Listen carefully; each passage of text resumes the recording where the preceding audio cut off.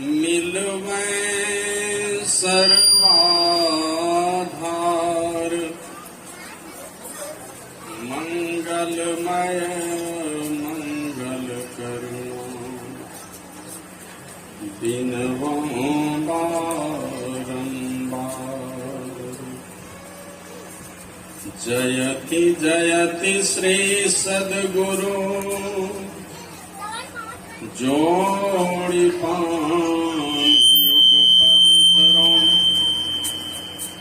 शोक से रक्षा कीजिए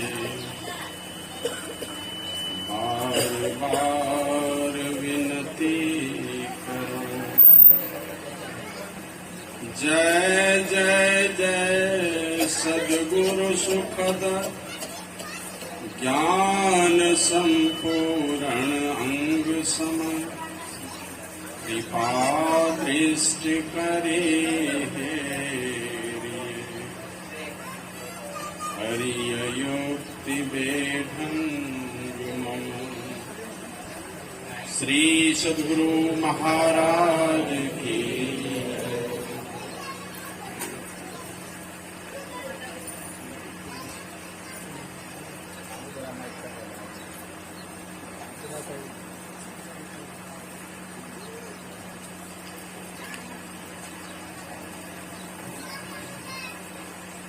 कन कन में विराजमान परमात्मा स्वरूप 20वीं सदी के महान संत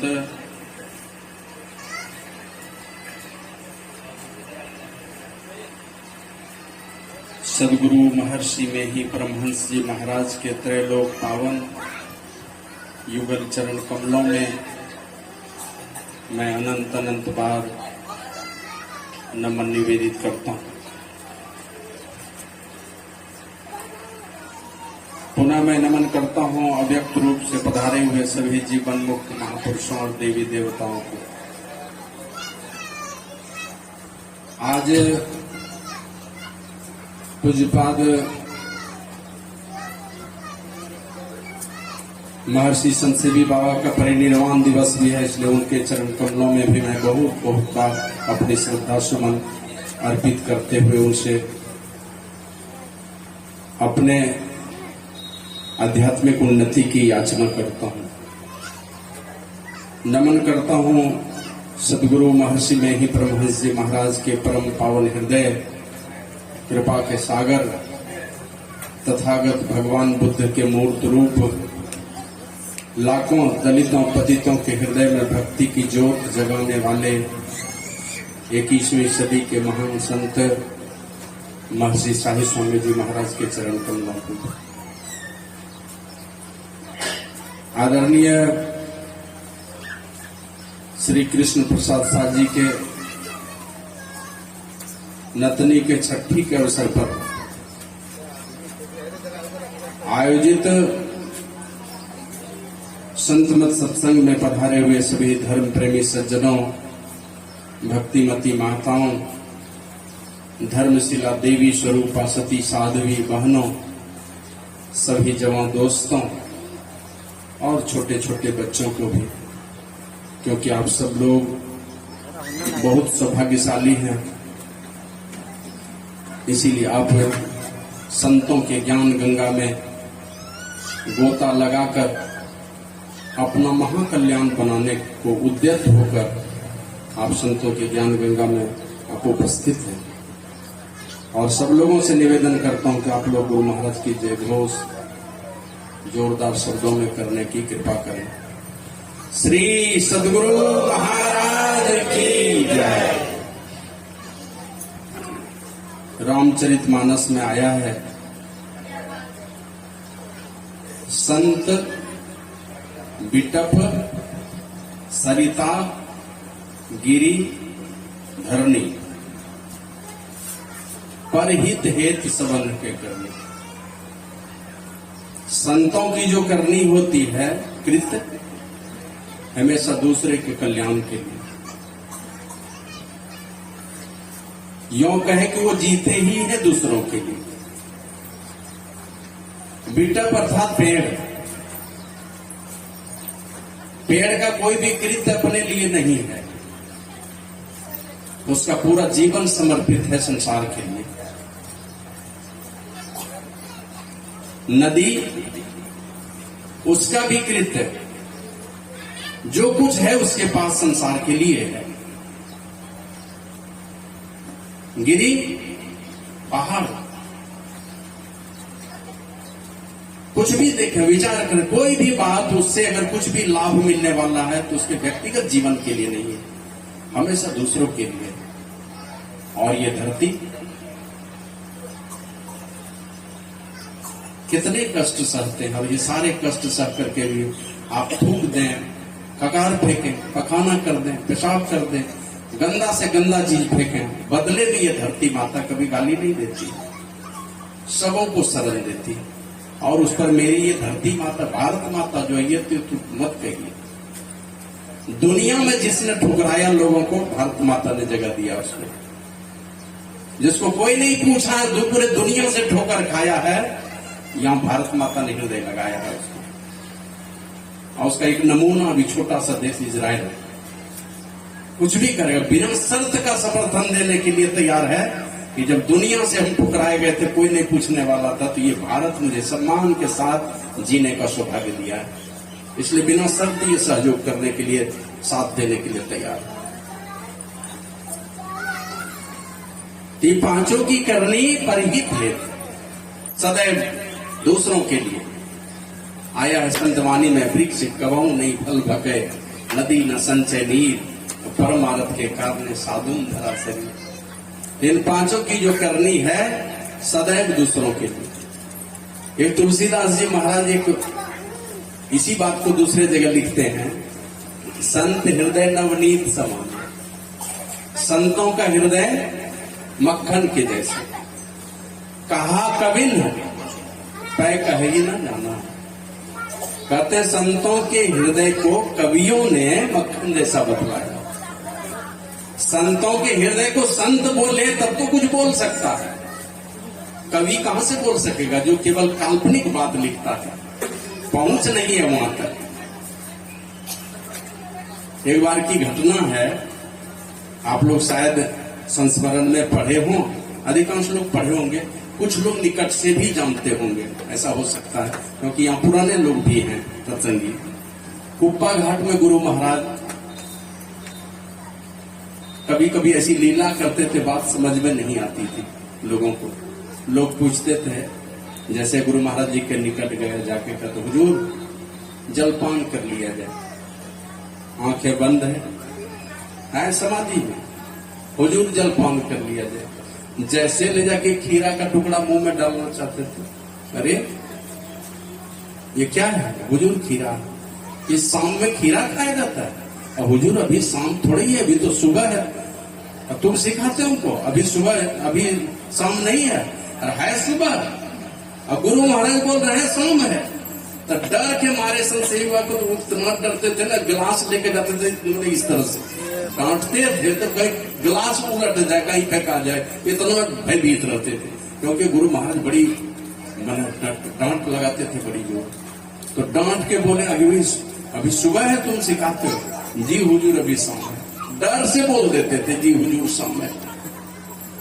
और कभी शाम का जलपान लेकर के जाएं, कतरनी चूड़ा का भुजा जैसे मुंह में देना, अरे सुबह में यही खाया जाता है सुबह, ये शाम है, लेकिन वो कह रहे हैं कि सुबह में यही खाया जाता है। तो इसी तरह कभी रविवार को सोमवार, सोमवार को मंगलवार, इसी तरह कहते थे। कभी 12 बजे दोपहर में कहते थे कि ये सुबह हो गया, चलो टहलाने के लिए ले चलो। एकदम कड़ाके की धूप, और उसमें कहते थे मुझे ले चलो टहलाने के लिए। धूप में ही टहलाने लगते थे लोग। आदेश है गुरु महाराज। कभी बार गुरु प्रसाद जी महाराज बतला रहे थे एक दिन कि हम लोग 3 सेवक रात में 3-3 स्वेटर पहने हुए। अब गुरु महाराज कहते हैं कि हमको स्नान करा, हमें गर्मी लग रही है। और जाके गुरु महाराज जी का जब कपड़ा खोला ना, तो पसीने से तरबतर थे। और ये 3 चेले लोग 3-3 स्वेटर पहने हुए। मैंने बात लोगों को समझ में नहीं आती थी। तो एक भक्त ने चिट्ठी लिखा कि गुरु महाराज ऐसा क्यों करते हैं। तो जिनके समझदारी में जो बात आई, चिट्ठी का जवाब गया। आजकल गुरु महाराज कुछ विक्षिप्त से हो गए। विक्षिप्त मतलब होता है पागल। इतने बड़े संत योग निद्रा में जब जाते थे, हुजूर जरा सा हुजूर हुजूर करते थे, इतना जोर करते थे, हुजूर मर गया क्या, हुजूर हुजूर करता है। लोग समझ नहीं पाते थे गुरु महाराज की लीला को। तो चिट्ठी मिली एक भक्त को, उसमें लिखा था आजकल गुरु महाराज कुछ विक्षिप्त से हो गए, तो मन नहीं माना। आए कुप्पा घाट, दूसरे महात्मा के पास जाते हैं, साईं स्वामी जी महाराज के पास जाकर पूछते हैं, हुजूर आजकल गुरु महाराज ऐसा क्यों करते हैं। रवि को सोम तो सुबह को शाम, शाम को सुबह। तो वो जो जवाब दिए कहते हैं, दादू जाने ना कोई संतन की गति को। अब मैं क्या कहूंगा, दादू साहब जैसे संत कहते हैं कि संतों के छिपे हुए भेद को तो कोई संत ही जानता है, हमारी पहुंच नहीं। हंसन की गति हंस ही जाने, क्या जाने कोई कागरे। कौवा कहां से जानेगा उसकी गति को, पहुंच ही नहीं है उसकी। हंस की गति को तो हंस ही जान सकता है। बोला मैं क्या कहूंगा, संतों के छिपे हुए भेद को तो कोई संत पुरुष ही बता सकते हैं, वो ऐसा क्यों करते हैं।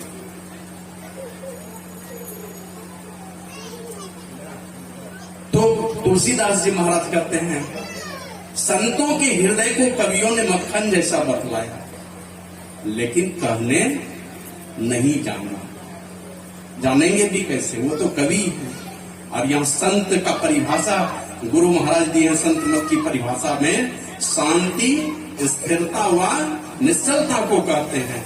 और शांति को जो प्राप्त कर लेते हैं वही संत कहलाते हैं। बाबा साहेब स्वामी जी महाराज की वाणी को पढ़िए तो उन्होंने लिखा है, संत वेश से होत नहीं कथे बहु ज्ञान।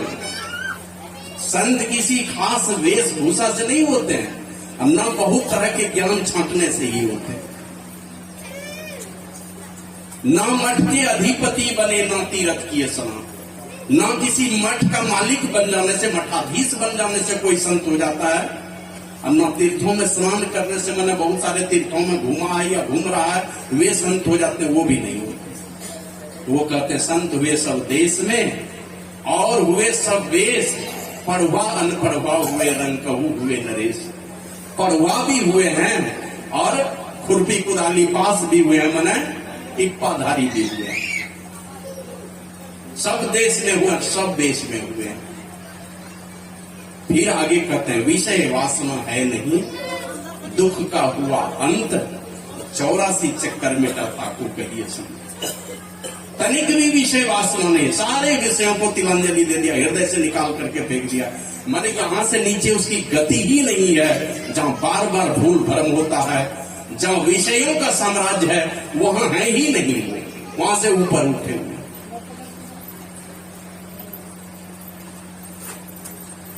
विषय वासना है नहीं, दुख का हुआ अंत, सारे दुखों का सफाया कर चुके, कोई दुख उसको छू ही नहीं सकता है। दुख की जहां तक गति है वहां से ऊपर उठे हुए हैं। 84 चक्कर मिटा, आवाजाही का चक्कर ही मिटा डाला है, ताको कहिए संत। वे संत होते हैं। मुक्ति पद सबसे बड़ा, उससे बड़ा न कोई, उस पद से जो जा मिले संत का वैसो। मुक्ति पद में जो जाकर के मिल गए वे संत होते हैं। तो तुलसीदास जी महाराज कहते हैं, संतों के हृदय को कवियों ने मक्खन जैसा बतलाया, लेकिन कहने नहीं जाना। क्यों नहीं जाना, तो वे कहते हैं, निज परिताप द्रवही नवनीता, पर दुख द्रवही संत सुपनीता। जो दूसरे लोग हैं, साधारण लोग हैं ना, कहते संत सदैव दूसरों के दुख से द्रवित होते हैं।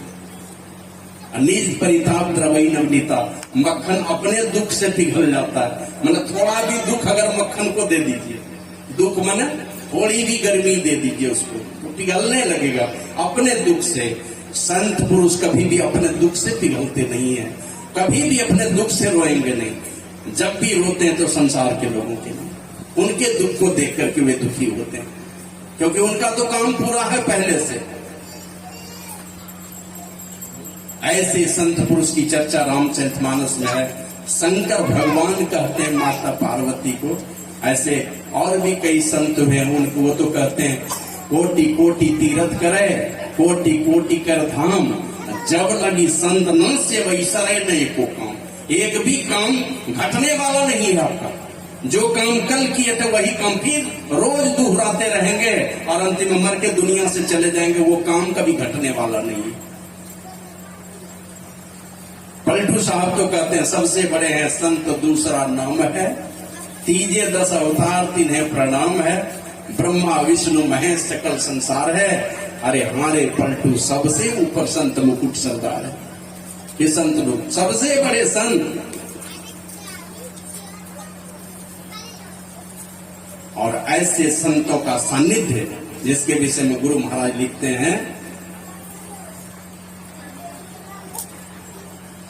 संत की परिभाषा देते हो शांति स्थिरता व निश्चलता को कहते हैं। शांति को जो प्राप्त कर लेते हैं संत कहलाते हैं। शांति स्वरूप परमात्मा को जिसने प्राप्त कर लिया, मन द्वैत भाव ही मिटा दिया। हम प्रभु प्रभु हम एक ही होई, द्वंद्व और द्वैत रहे नहीं कोई। ये अवस्था जिसकी आ गई वे संत होते हैं।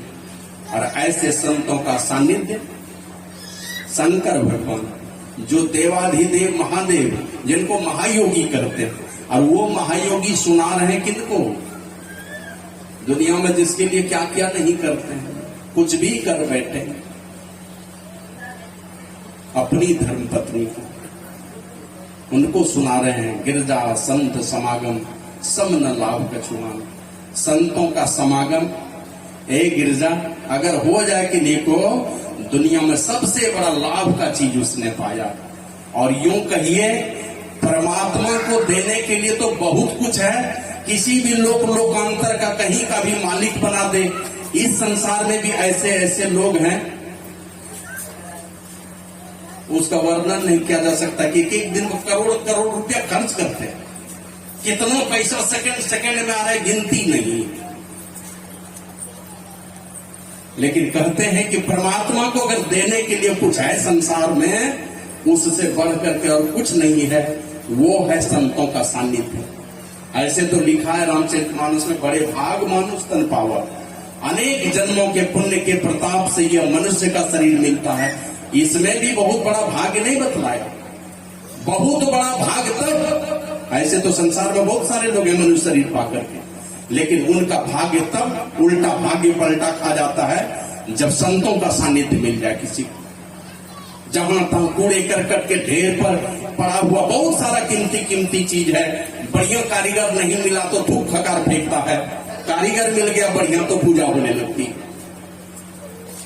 तो शंकर भगवान कहते हैं परमात्मा को अगर देने के लिए कुछ है, बहुत कुछ है, लेकिन उसमें से सबसे कीमती अगर कोई चीज है, ये मनुष्य का शरीर, और उससे भी बड़ा चीज है, उससे बढ़ के परमात्मा कुछ दे भी नहीं सकते, उससे ज्यादा है ही नहीं उनके पास। बाकी जितना चीज है वो संसार का सारा नश्वर चीज देंगे, लेकिन वो जो संतों की संगति है, ये परमात्मा के पास अनमोल कीमती खजाना अगर कुछ है देने का, जहां से परम कल्याण संसार के लोगों का होता है, वो संतों का सानिध्य ही है, संतों की संगति है। कहते हैं भगवान शंकर माता पार्वती को, गिरजा संत समागम सम न लाभ कछु आन, बिनु हरि कृपा न होई सो। ए गिरजा, संतों के समागम से बढ़कर के संसार में दूसरा कोई लाभ का चीज है ही नहीं। और ये संतों का समागम भी होता है तब, मिलता है तब, जब परमात्मा की बहुत बहुत कृपा हो जाती है। तो उठा करके ले जाके, मन परमात्मा किसी के दुख को देख करके द्रवित हो जाए तो उठा करके कहां भेजेंगे? संतों के दरबार में। मैंने कभी सुनाया था आप लोगों को, एक बार मैं गया था बिरनिया, दैनहा बिरनिया हमारे क्षेत्र में पुरैया हाट प्रखंड में, वहां गया सत्संग करने। तो एक मरीक जी हैं अरविंद महामरीक, वो ये 2 पति पत्नी को लेके आए और आकर के कहते हैं बाबा इनको दीक्षा दे दीजिए। और मेरे साथ में सुधीर बाबा थे जो साई स्वामी जी महाराज का अग्नि संस्कार किए थे, वो भी थे। तो कहते बाबा इनको दीक्षा दे दीजिए। तो हमने कहा आज तो शनिवार है, मैं तो चला जाऊंगा अभी, सुधीर बाबा भी जाएंगे अभी मनियार को। कल जाके ले लीजिएगा मनियारपुर में दीक्षा। लेकिन हमने लगे हाथ उनसे सवाल किया कि मरीक जी ये कौन है दोनों? का दोनों पति पत्नी। हमने कहा कि इनकी धर्मपत्नी की दीक्षा ली हुई है? बोला हाँ, ये तो 16 साल पहले ली है, बच्चे में ली है।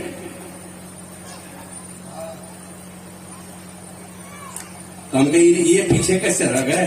उन्हीं से हमने पूछा आप कैसे छूट गए पीछे? धर्मपत्नी ही आपकी निकल गई आगे, आप कैसे पीछे छूट गए? तब वो सब बात बताने लगे कि सब उल्टा पुल्टा जो भी खान पान था, अपनी मर्जी के मुताबिक वो उल्टा पुल्टा खान पान था, और ऐसा हुआ कि दोनों किडनी फेल हो गई उसकी। जवान लड़का, दोनों किडनी फेल। पत्नी तो इतनी खूबसूरत थी तो चाहती तो दूसरा ब्याह करके चली जाती, क्योंकि पियकड़े मिला। शुरू में जवान से शुरू में ब्याह हुआ, उसी से शराबी मिल गया था। वो चाहती तो छोड़ के चली जाती वैसे पति। हमारे क्षेत्र में एक लड़का दारू पी के मर गया, 2-3 साल हुआ था शादी, दारू पी के मर गया। हम नाजोर के बगल में ही वो क्या कहते हैं, सुंदर डैम से जो नहर निकला, नहर के किनारे नहरे में गिर गया रात में ठंडी के समय, और वो मर गया। उनकी अग्नि संस्कार हुआ और उसकी पत्नी जो भागी नैहर गई तो लौट के ही नहीं आई। बाप और भाई आया कि जितना तिलक लिए सब लौटा दीजिए, तो वो भी इज्जतदार थे, 10 लाख रुपया लौटा दिया उसको। ले जाओ भाई, क्या करेंगे, हमने नसीब में दोनों बेटा पियकड़े मिला है तो क्या करेंगे। एक बेटा मर गया, एक बेटा है तो वो भी पहुंचा पहुंची है बड़ा वाला। तो वो चाहती तो चली जाती छोड़ करके, अपनी किडनी दान दे, अपने पति को अपना किडनी देके उसको बचा लिया।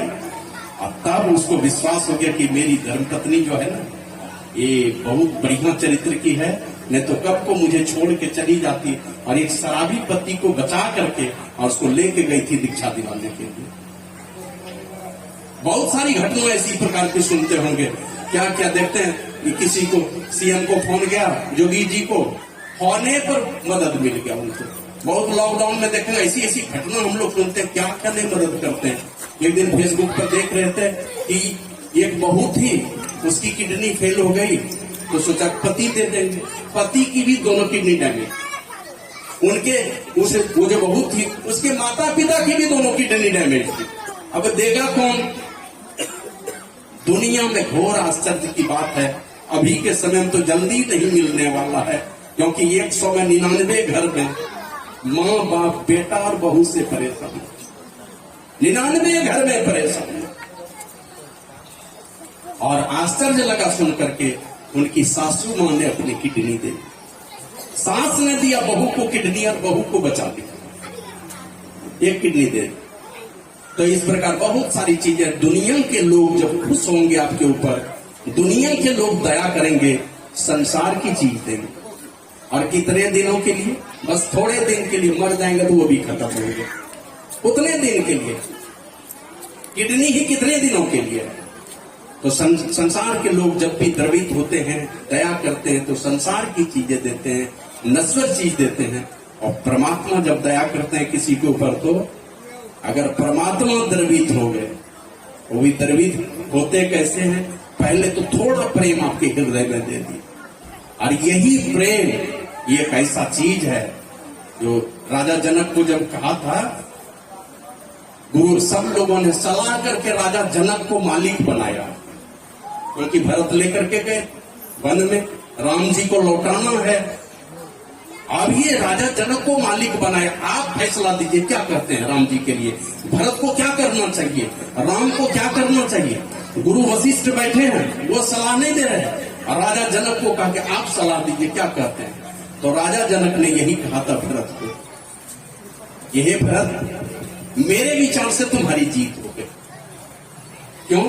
तुम्हारे हृदय में इतना प्रेम है राम के लिए, ये ऐसा प्रेम कभी आएगा दुनिया में कि नहीं आएगा, कहा नहीं जा सकता है। और प्रेम की सदैव जीत होती है, इसलिए जीत होती है प्रेम की, जब यही प्रेम विराट रूप लेता है किसी के हृदय में। यही प्रेम एक ऐसा चीज है जिसके चलते भगवान बेमेल बिना कीमत के बिक जाते हैं, सारा नियम कानून तोड़ करके उसके निकट चले आते हैं। प्रेम ऐसा चीज है, और यही प्रेम जब विराट रूप लेता है तो ये भक्ति का रूप लेता है। प्रेम ही भक्ति का रूप लेता है। और भक्ति जैसे ही प्रेम विराट रूप लेगा, परमात्मा सारा नियम कानून तोड़ करके उनके पास आते हैं और यही प्रेम आगे चल करके भक्ति का रूप लेता है। इसलिए प्रेम के सामने परमात्मा भी बिक जाते हैं, नियम कानून सब बदल देते हैं। और तुम तो प्रेम के पुजारी हो, राम के चरणों में कितना प्रेम है कहा नहीं जा सकता, इसलिए तुम्हारी जीत हो गई। लेकिन प्रेम की भी एक मर्यादा है, इस प्रकार का प्रेम होना चाहिए। हम लोगों को भी प्रेम है, लेकिन कैसा प्रेम है ना, हम लोग सत्संगी भाई बहन लोगों को बहुत प्रेम है, लेकिन एक तरफा प्रेम है। जिनसे प्रेम है वो चाहते क्या है, उस पर अपने को लुटा देना, उस पर अपने को समर्पित कर देना। ये नहीं कि हमको बहुत फलों से बहुत प्रेम है और वो कह रहे हैं कुछ और हम सुन रहे हैं कुछ, उनका कहा हुआ हमें करना ही नहीं है। जबकि प्रेम की मर्यादा यही है कि हम जिनसे प्रेम करते हैं वो जो चाहे उसके मुताबिक अपने को बेच देना, अपने को लुटा देना, ये प्रेम का असली मर्यादा है। ये गुरु महाराज जी क्या चाहते हैं, हम लोग प्रेम तो करते हैं लेकिन वो जो चाहते हैं वो नहीं करते। श्री सदगुरु की सार शिक्षा याद रखनी चाहिए और अति अटल श्रद्धा प्रेम से गुरु भक्ति करनी चाहिए। और जरा सा ये ठोकर देंगे उधर से गुरु महाराज, बेटा की नौकरी हो गया, बहू बढ़िया आ गई, पोता पोती आ गया, बीच में जरा सा खड़मंगल खड़ा कर देंगे, बस तब चलो क्या होगा, सत्संग दिन चलते हैं कचरुखी, वहां कचरुखी बढ़िया मोकल चक में खा रहे थे, तुरंत भूला जाएगा गुरु महाराज। गोड्डा में एक सत्संगी है, अभी तो दोनों पति पत्नी में बहुत प्रेम है, सत्संग में जीवन है दोनों का। हुआ क्या, एक दिन एक बेटा जवानी में, शुरुआती जवानी में कहीं भाग गया, 7-8 दिन खोजा, बेचारा परेशान हो गया। आप लोग देखे होंगे गुरु महाराज की तस्वीर पर हरा रंग में छपा हुआ, देखे बड़ा सा तस्वीर, बीच में एक गुरु महाराज, चारों तरफ एक गुरु महाराज का अलग अलग उम्र का तस्वीर देखेंगे। कुप्पा घाट में कारू बाबा छपवाए थे, नीचे में अजय कुमार भारती का नाम लिखा हुआ था, तो वही तस्वीर टांग के रखे थे, चाबी का गुच्छा था हाथ में। और गुरु महाराज को कहते हैं आज शाम तक में मेरा बेटा नहीं आया ना, हम इतना दिन सत्संग भजन किए, आज शाम तक में मेरा बेटा नहीं आया तो बस आपको पता चल जाएगा। अब शाम होने लगी, गुस्सा के मारे जब देखा अंधेरा होने जा रहा है, उठाया चाबी का गुच्छा, मारा सीधे गुरु महाराज की तस्वीर में, दीवार में टंगी थी गुरु महाराज की तस्वीर, पूरा शीशा फ्रेमिंग किया हुआ था, धर से पूरा शीशा नीचे गिर गया धरती पर, फ्रेम और तस्वीर टंगी हुई है, शीशा झड़ करके नीचे गिरा। जैसे शीशा झड़ करके नीचे गिरा, बेटा उसका घर घुसा। श्री सद्गुरु महाराज आ गया। और अभी तो बढ़िया कमाता है, वो बहू भी आ गई है, नर्स है कहीं पर, शायद मैं नहीं जानता किस प्रकार में, लेकिन इसी गोटा की देना। श्री सद्गुरु महाराज की जय। तो ताकि ये प्रेम की मर्यादा है, यही भक्ति का रूप लेता है। इसलिए कहा हे भरत, वो क्या चाहते हैं, हमारा प्रेम उस तरफ होना चाहिए, जो चाह रहे हैं उस पर लुटा देना, अपने आप को समर्पित कर देना, अपनी मांग कुछ नहीं। प्रेम का मतलब यही होता है, जो वो जिनसे मैं प्रेम करता हूं वो क्या चाहते हैं वही काम करना है, अपनी सारी चाहत को मिटा देना, उनके चरणों में लुटा देना, ये प्रेम होता है। और यही प्रेम आगे चल करके भक्ति का रूप लेता है, और जिसके सहारे तो परम परमात्मा, परम पिता परमात्मा की भक्ति करके वो सदा सदा के लिए इस आवाजाही के चक्कर से ही छूट जाते हैं। तो मैं ये कह रहा था कि ये संतों का सानिध्य मिल जाए, ये परमात्मा की कृपा से होता है। और परमात्मा की कृपा में सबसे कीमती अगर कोई चीज है तो ये संतों का सानिध्य ही है। और यही शंकर भगवान कहते हैं, हे गिरधर, ये संतों का सानिध्य जो मिलता है ना, जब भी मिलता है वो परमात्मा की बहुत बहुत कृपा जब होती है, ये संतों की संगति मिलती है। ये शंकर भगवान अपनी माता, अपनी धर्म पत्नी को समझाते हुए कह रहे हैं। आगे बहुत सारी बातों की चर्चा है, कहते हैं सोई सर्वज्ञ गुणी सोई ज्ञाता, सोई मही मंडित पंडित दाता, धर्म परायण सोई कुल त्राता, राम चरण जाकर मन राता। जिसका मन हो राम के चरणों में लगा हुआ, वो कौन है, कहते हैं सोई सर्वज्ञ, वही सब कुछ जानता है। अभी देखिए बहुत लोग समाज में बात उठे कि तो हमरा सिखाए चल रहा है, हम की नहीं जान रहे, अपने को ही सर्वज्ञ मानता है। गाँव में थोड़ा सा रामायण महाभारत कहीं से पढ़ लिया ना, बस अपने को सर्वज्ञ समझ लिया। लेकिन कहते वो सर्वज्ञ नहीं है। शंकर भगवान कहते हैं सर्वज्ञ तो वो है, सोई सर्वज्ञ और गुणी, सबसे बड़ा गुणवान आदमी वो है, सारे गुणों का खजाना है वो। भले देखने में लेल्हा पौधा समाज में लगता होगा, कभी कभी आप लोग बचपन में पढ़े होंगे, हमने भी पढ़ा, अब प्राय मैं दोहराता हूँ, वो यही कि कई माई जा रही थी पानी लेकर के, आपस में चर्चा करती है तुम्हारा बेटा क्या करता है। अब मेरा बेटा मत पूछो, वो तो कोयल को हरा दे, इतना बढ़िया गाता है। दूसरी बहन, दूसरी जो जा रही थी उससे पूछा तेरा बेटा, अब मेरा बेटा तो हाथी को मात कर दे, ऐसे मत वाले चाल से चलता है। तीसरे से पूछा तुम्हारा बेटा, अब मेरा बेटा मत पूछो, वो तो हिरन को मात कर दे, इतना तेज दौड़ता। और दूसरी और एक माता थी, उससे पूछा तुम्हारा बेटा वो क्या करता है, क्या खूबी है तुम्हारे बेटे। अब मेरा बेटा तो सीधा साधा है, मैंने मंद बुद्धि का, उतना नहीं है बुद्धि हमारे बेटे को, क्या बखान करूं। और संजोग ऐसा हुआ, एक लड़का आया एकदम कोयल जैसी सुरीली आवाज में गाता हुआ बगल से ही चला गया। तो उसकी जो माँ थी वो माथे पर घड़ा लेके जा रहे थे पानी लेकर के, वो कहते देख लो यही है मेरा बेटा, है ना कोयल जैसी आवाज। तो एक लड़का गया तेजी से दौड़ता हुआ, एकदम हिरन के तरह फर्राटा एकदम दौड़ लगाता हुआ, कहा देख लो यही है मेरा बेटा, है ना हिरन को भी मात करने वाला। उधर से एक हट्टा कट्टा लड़का आया, हाथी जैसे मतवाले चाल में चलता हुआ, तो एक उनकी माँ कहते देख लो यही है मेरा बेटा, 10-10 पर मेरा बेटा भारी होगा, 10 को हरा देगा। चला गया वो, और जो बोली थी मेरा बेटा तो मंद बुद्धि का, मेरा बेटा मंद बुद्धि का है, क्या बड़ाई करूं। वही बेटा आ गया और वो अपने माँ के पास गया, कहता माँ तुम थक गई होगी, ये घड़ा मुझे दे दो, मैं लेके चलता हूँ। और माँ के माथे का पानी से भरा हुआ घड़ा अपने माथे पर ले लिया और माँ के साथ चलने लगा। कैसा बेटा, किस तरह का चाहिए। सब कोई कोयल को मात करने वाला, कोई हिरन को मात करने वाला, कोई हाथी को मात करने वाला। ये माता का बेटा किसी को मात करने वाला नहीं था, लेकिन माँ का भक्त।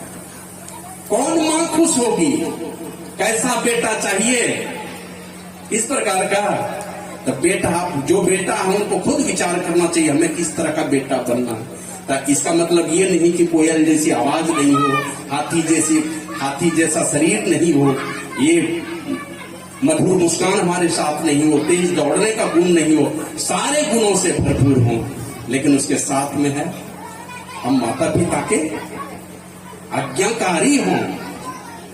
ऐसे तो शास्त्र बतलाता है माता पिता कुछ भी कह देगा, खराब से खराब माता पिता के कुछ भी कह देगा, वो बेटा जहन्नुम में नहीं जाएगा।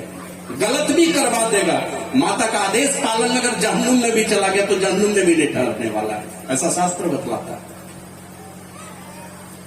माता है, पिता है, गुरु है, कुछ भी कह देगा करने के लिए, हमने अपने नहीं किया, माता का आदेश का पालन किया, हमने पिता के आदेश का पालन किया, गलत काम भी। आपने सुना होगा ये क्या कहते हैं, भगवान परशुराम कई बेटों को कहा मां को काट दो, नहीं माना किसी ने बात। और उसका जो अपना एक बेटा था ना, तपस्या करने गया था, वो आया, बड़ा पितृभक्त था। अब पिताजी कहते हैं ले गया एकांत में, और एकांत में ले जाकर के कहता तुझे एक काम करना होगा। पिता के कर्तव्य, पिता के विषय में बहुत सारी बातें बताई कि पिता का किस प्रकार का कर्ज होता है बेटे के ऊपर में, सब उपदेश करके कहा कि तुमको एक मेरे आदेश का पालन करना होगा। बोला पिताजी कहिए, आप जो कहेंगे मैं वही करूंगा। ले गया मां के पास और कहा कि मां को का गला काट दो, हाथ में फरसा दे दिया और कहा मां का गला काट दो। पिताजी को तो वचन दे चुका है, मां का गला काट दो। अब गला काटने के बाद पिताजी ने अपने हृदय से लगा लिया उस बेटे को, मांगो बेटा तुमको क्या चाहिए, तुमने मेरे आदेश का पालन किया इसलिए मैं तुम्हारे क्या कहते हैं इस आदेश पालन से मैं बहुत खुश हूँ। अब पिताजी यदि खुश हैं तो बस मेरा भी एक काम कर दिए। बोला क्या? बोला माँ को जिंदा कर दी, माँ को जिंदा करवा दी।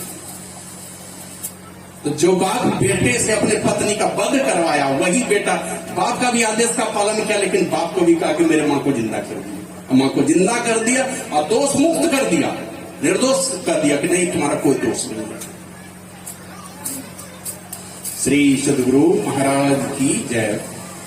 वही शंकर भगवान कहते हैं, सोई सर्वज्ञ गुणी सोई ज्ञाता। सबसे बड़ा धर्मज्ञ है वो, सबसे बड़ा गुणी है, मतलब सारे गुणों का खजाना है वो, सबसे बड़ा ज्ञानी हो और धर्म परायण सोई कुल त्राता। राम चरण जाकर मन रहता। वही सोई सर्वज्ञ गुणी सोई ज्ञाता, सोई मही मंडित पंडित दाता। वही पृथ्वी की शोभा को बढ़ाने वाला है, वही बेटा है बेटी है। पृथ्वी की शोभा को वही बढ़ाता है जिसका बेटा जो राम का भक्त हो। नीति निपुण सोई परम सयाना, श्रुति सिद्धांत नीकते ही जाना। सो कवि कोविद सो रणधीरा, जो छल छाड़ी भजई रघुवीरा। जो छल छोड़ करके रघुवीर राम को भजते हैं, परमात्मा को भजते हैं। कहते हैं नीति निपुण सोई परम सयाना। दुनिया का सबसे चतुर आदमी है, होशियार आदमी है वो।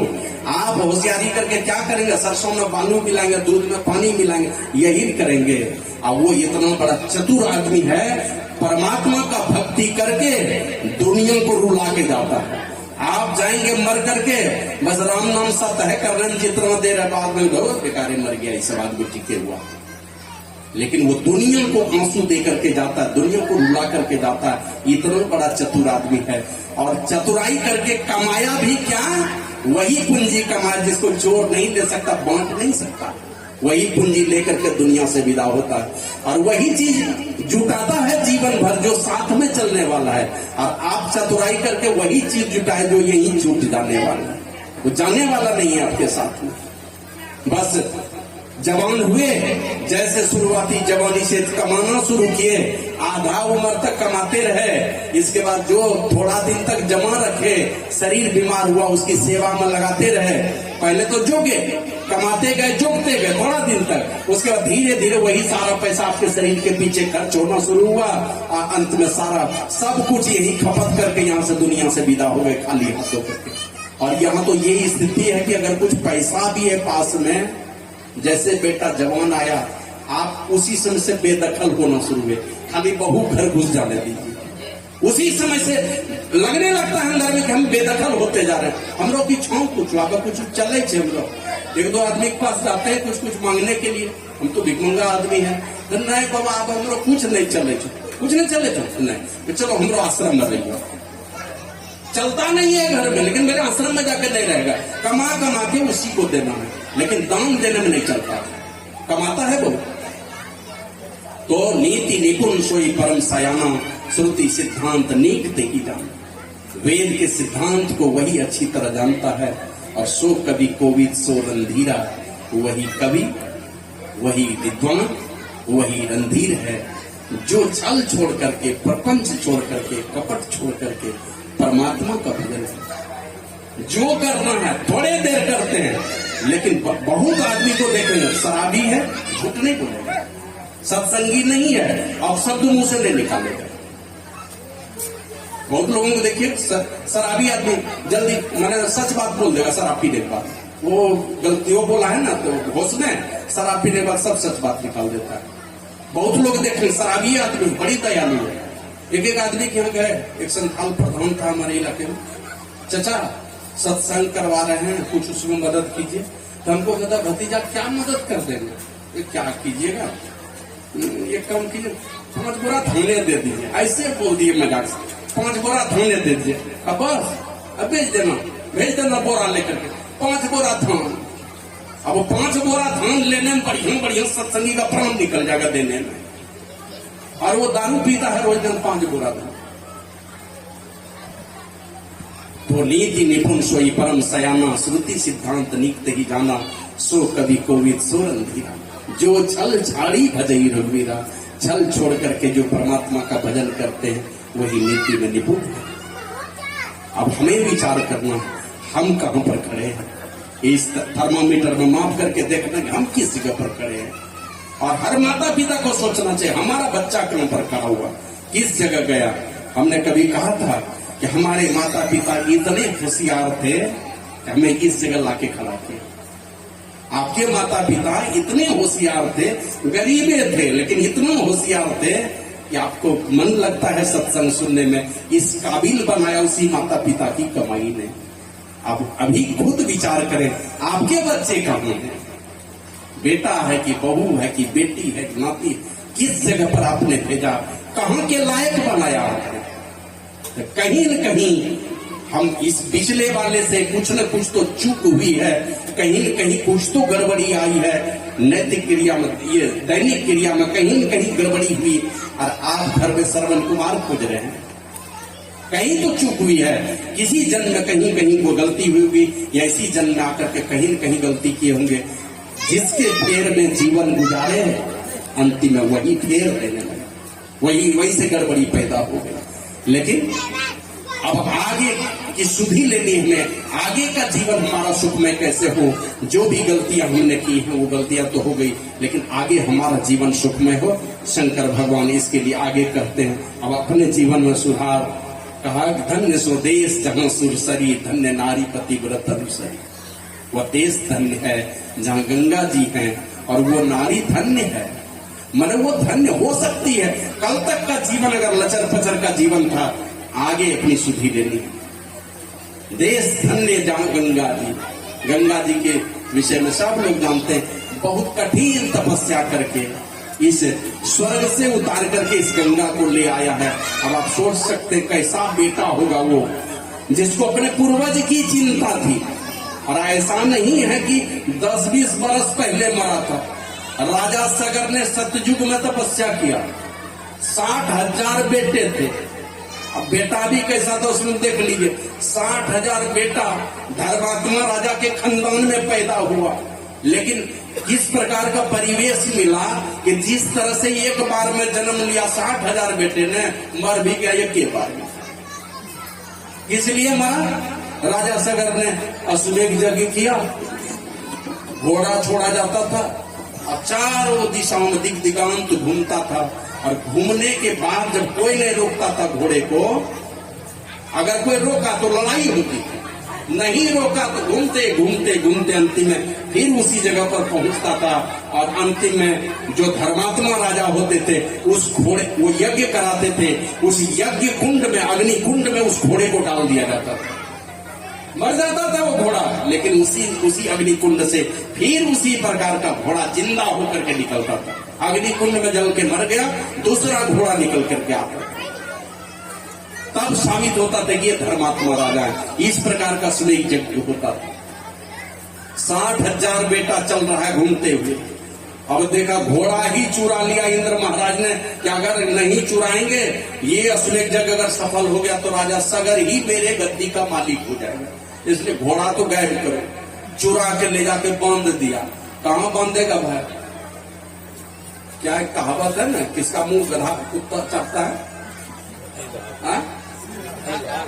सीधा का मुंह। तो इस दुनिया में सीधा कौन है जानते हैं?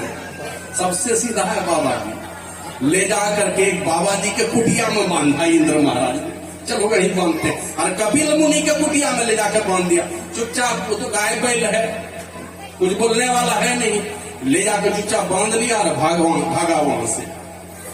आइए, राजा सगर का बेटा भी ऐसा था, एक तरफ से कुदाली से कोड़ना शुरू किया समूचा धरती को, कहीं छिपाया होगा तो मिलेगा ही घोड़ा, परती नहीं छोड़ना, सबको कोड़ करके पूरा करना। और अंतिम में खोज के निकाल लिया, कपिल मुनि के कुटिया में घोड़ा बंधा हुआ। जैसे वहां गया, इनको क्या पता है कि दाढ़ी मोछ बढ़ाओ, ये बाबा जी में कितनी शक्ति है। बस गया इधर से, मारो मारो मारो, जैसे मारो मारो बोला तो लोग कहते आंख खोला ना, उसके आंख से रोशनी निकली, उसी से जल के भस्म हो गया। तो साधु महात्मा इसीलिए इस दुनिया में आते हैं, वो मारने के लिए नहीं आते। आंख खोले तो देखे, वो क्या देखे? 60,000 बेटा जल करके भस्म हो गया, अपने ही पाप से जल करके भस्म हो गया। साधु को मारो, साधु को मारो, ये जो मारो मारो की आवाज आई भावनम मन में जगी, अपने पाप से जल के सब भस्म हो गया। थोड़े दिन पहले की घटना सुनाता हूँ। यही सिकली गिरधरा में कुछ मोती बाबा रहते थे, ये अड़ार के थे मोती बाबा। जवान थे, घर द्वार छोड़ करके भागे थे, चले गए। पहले तो कुपा घाट गए, बाद में सिकली गिरधरा में गुरु महाराज वहां बोले चलो वहां रहो। तो वहां गए तो नया नया जवान दिखा आया है, आदमी मेहनती थे। वो बोलते थे 20-25 बीघा लहार लगाते थे, अपने काटते थे और अपने पीट के तैयार कर लेते थे। न देते रहते थे चोट दिन और रात, वही करना है, गुरु जी का काम है। तो जो शुरू में गए ना, तो खेत में कोई ला करके बकरी, क्या कहते हैं वो, कुट्टी नहीं डाल देती है, बकरी कुटिया। तो सब बाबा जी पूछता था, बगल में एक महिला बड़ी चप्पड़ है, कोई ने भिड़ता था उससे, इतना गाली देती थी चुन चुन करके, कौन डिक्शनरी से निकलता था। बाबा जी सकड़दम रहते थे। ये मोती बाबा गए, इनको तो पता नहीं था, गए बकरी का कुट्टी ऐसे उखाड़ दिए खाली। सोचे कुट्टी उखाड़ देंगे बकरी जाएगी घर, तो बच्चा सभी चला जाएगा। कुट्टी उखाड़ दिए, जैसे बकरी निकली हम बाबा जी को देख के ना, तो बच्चा लोग भी 2-3 बच्चा था, सब भाग गया। उधर से वो महिला आई, फाड़ा कसते हुए, गालिए देते हुए, डिक्शनरी से चुन चुन करके एकदम गाली देते हुए उधर से आई। मोती वह सब गाली सुनते रहे, कुछ नहीं बोले। बाद में हुआ क्या, 1 घंटा नहीं बीता होगा, उस महिला के शरीर में जलन शुरू हुआ। अम्मा बाप चिल्ला रही है, बचाइए गुरु महाराज, ये क्या। मैंने चिल्लाते चिल्लाते हुआ कि शाम नहीं हुआ, वो मर गई। गांव का सब 50 लोग आया गुरु महाराज के पास शिकायत लेकर के कि हुजूर देखिए मोतीदास पता नहीं कौन मंत्र जानता है, क्या कर दिया, हमारी माँ ही मर गई। तो मोती बाबा से पूछते, क्या जी मोतीदास क्या बात है? कहा हुजूर हम कुछ नहीं बोल रहे थे, हम खाली बकरी रो कुट्टी उखाड़ी दिलिए, बकरी चल रहा घर, बच्चों सब चल रहा बुनना से ले, तो हुजूर हमारा 1000 गाली देते। तो नहीं बोल रहे कुछ नहीं हुजूर, हमें एक बात नहीं बोल रही। तो गुरु महाराज कहते हैं तुम एक बात नहीं बोले, इसलिए जल करके वो भस्म हो गई अपने पाप से। एक बात भी तुम बोलता तो उसको कुछ नहीं होता, लेकिन तुम कुछ नहीं बोला, निर्दोष साधु को इतना गाली दिया, अपने पाप से मर गई। एक बार एक भैंस इसी तरह जो आया भैंस चराने के लिए, मोती बाबा कुछ बोले थे, अंतिम ऐसा हुआ भैंस गई घर, भैंसियों मर गई। और भैंस मरी तो वो आया जो गाली देने के लिए, डंडा लेकर के मारने के लिए, वो आदमी शाम होते होते मर गया। भैंसियों मर गए, वो मर गए। तो राजा सगर की ने अश्वेत यज्ञ किया, और वो राजा सगर का 60,000 पुत्र एक साथ जल करके भस्म हो गए। खानदान में चिंता होती कि श्राद्ध करेंगे तो मुक्ति मिल जाएगी, मुक्ति के लिए बहुत सारा काम किया। अंशुमान आए, तपस्या की, उन्हीं से कपिल मुनि से पूछा कि मेरे इनका उद्धार कैसे होगा। बस एक ही शर्त दिया उन्होंने, अगर कर सकते हो अपने लोगों का उद्धार तो करा लो। बोला कैसे होगा?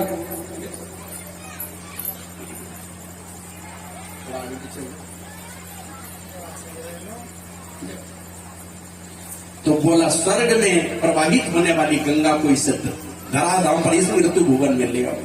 अब लीजिए, यहाँ से यहाँ के नदी को लाने के लिए यहाँ से कहेगा, देखते हैं बटेसर पंप योजना, अभी चलिए रहा कब आएगा पता नहीं, गंगा जी आ जाए तो हम लोग अपना सौभाग्य मनाते हैं कि झारखंड में भी बहने लगेगी गंगा।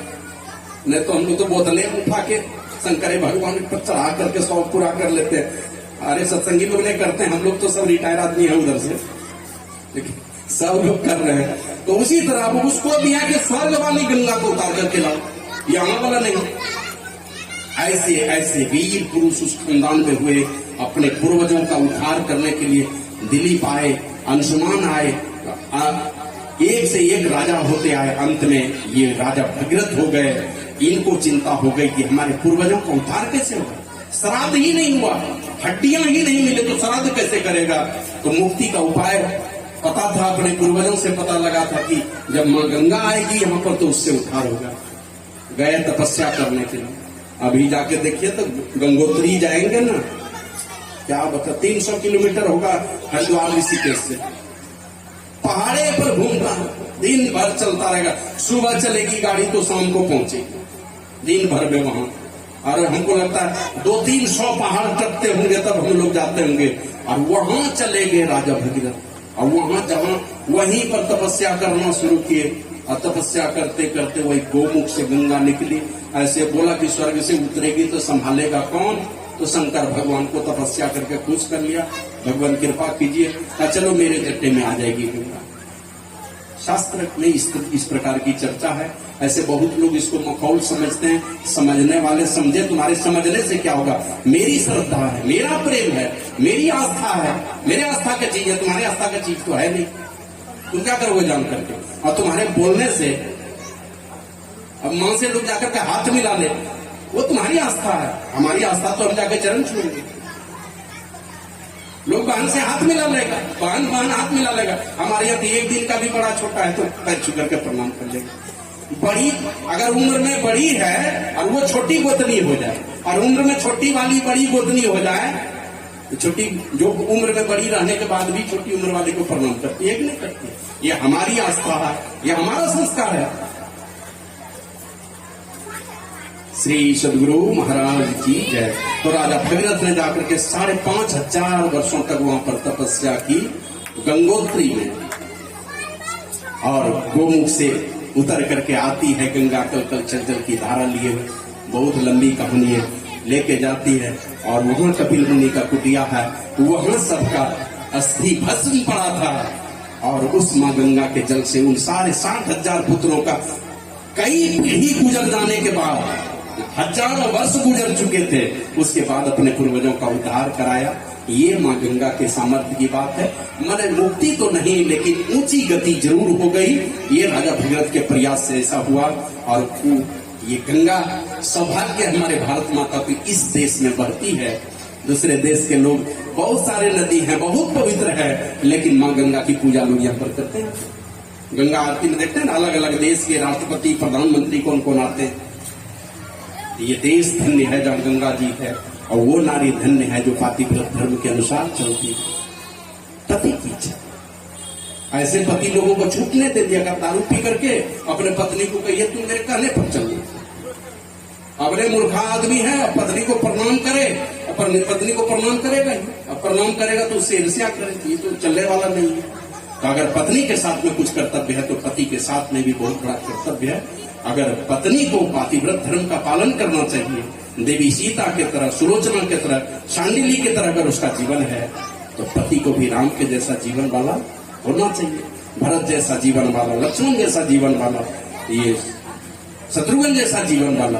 और इन चारों भाइयों का जीवन तो ऐसा रहा है, पता नहीं हुए होंगे बहुत, लेकिन ऐसा जीवन इन चारों का।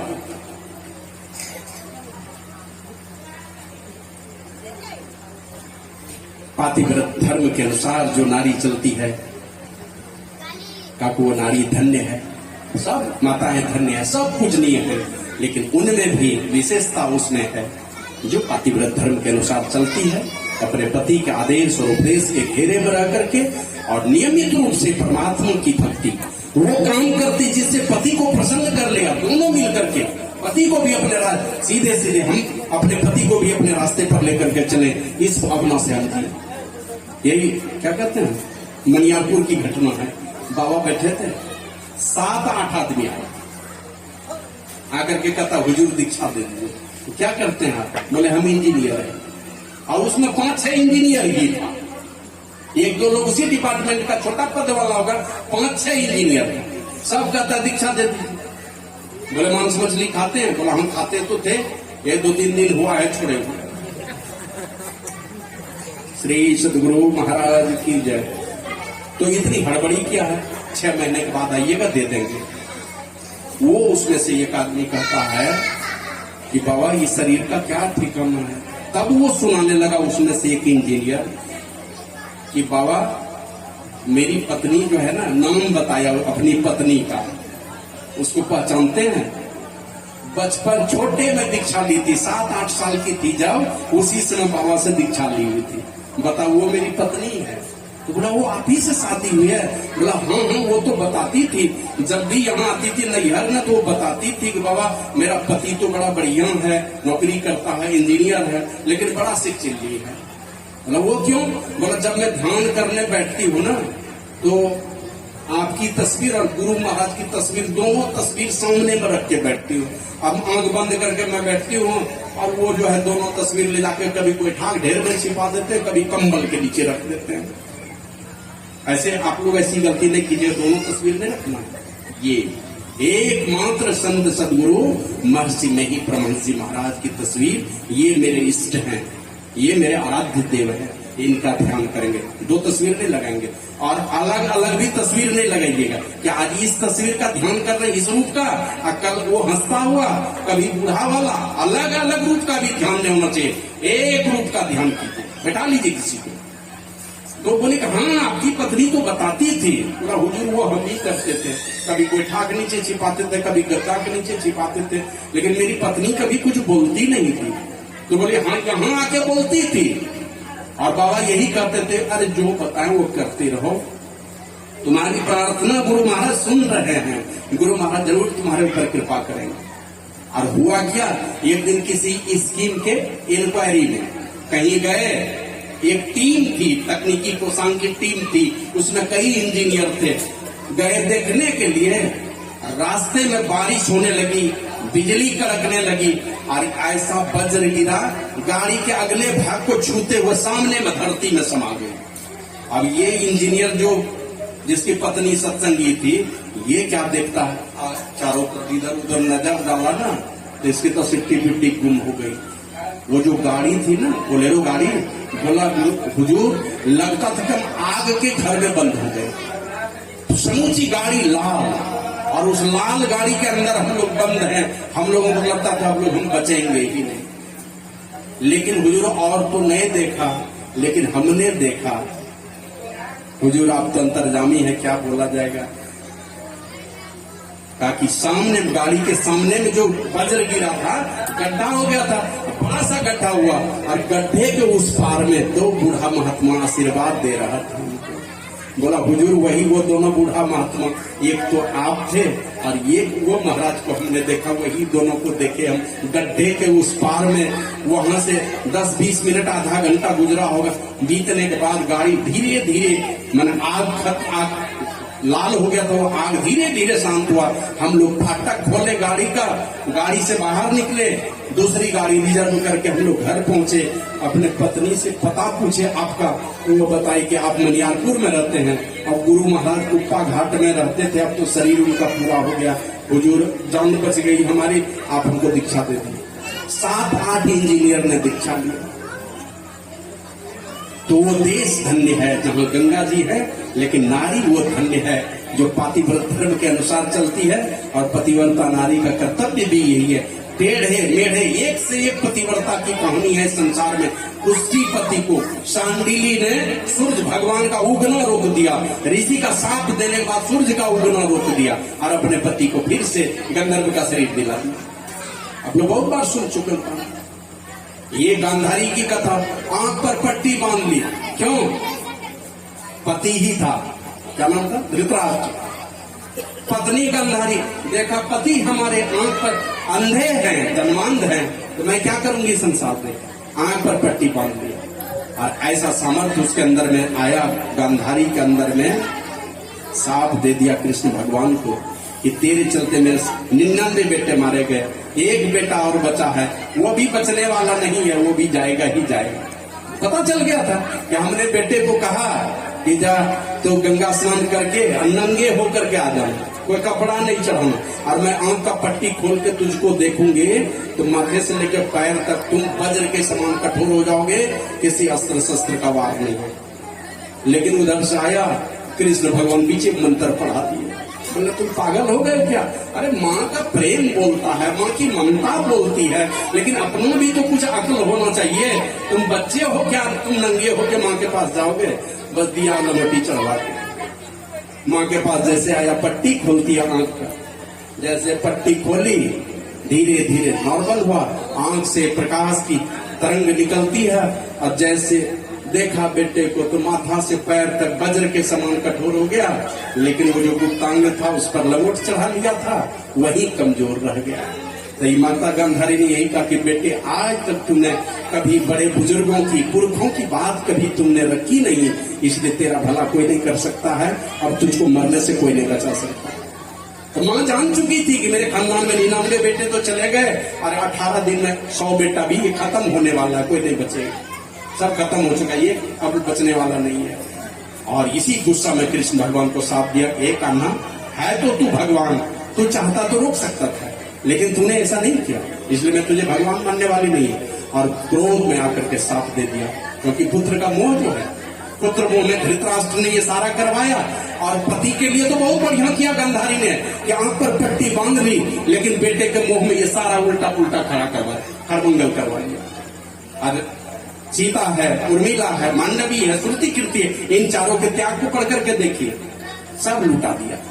और यहाँ गांधारी ने पति के लिए तो आंख पर पट्टी लगाया, लेकिन बेटे के मुंह में सारा खरमंगल खड़ा करवा दिया। 100 बेटे मारे गए, लेकिन गुस्सा के साथ दे दिया।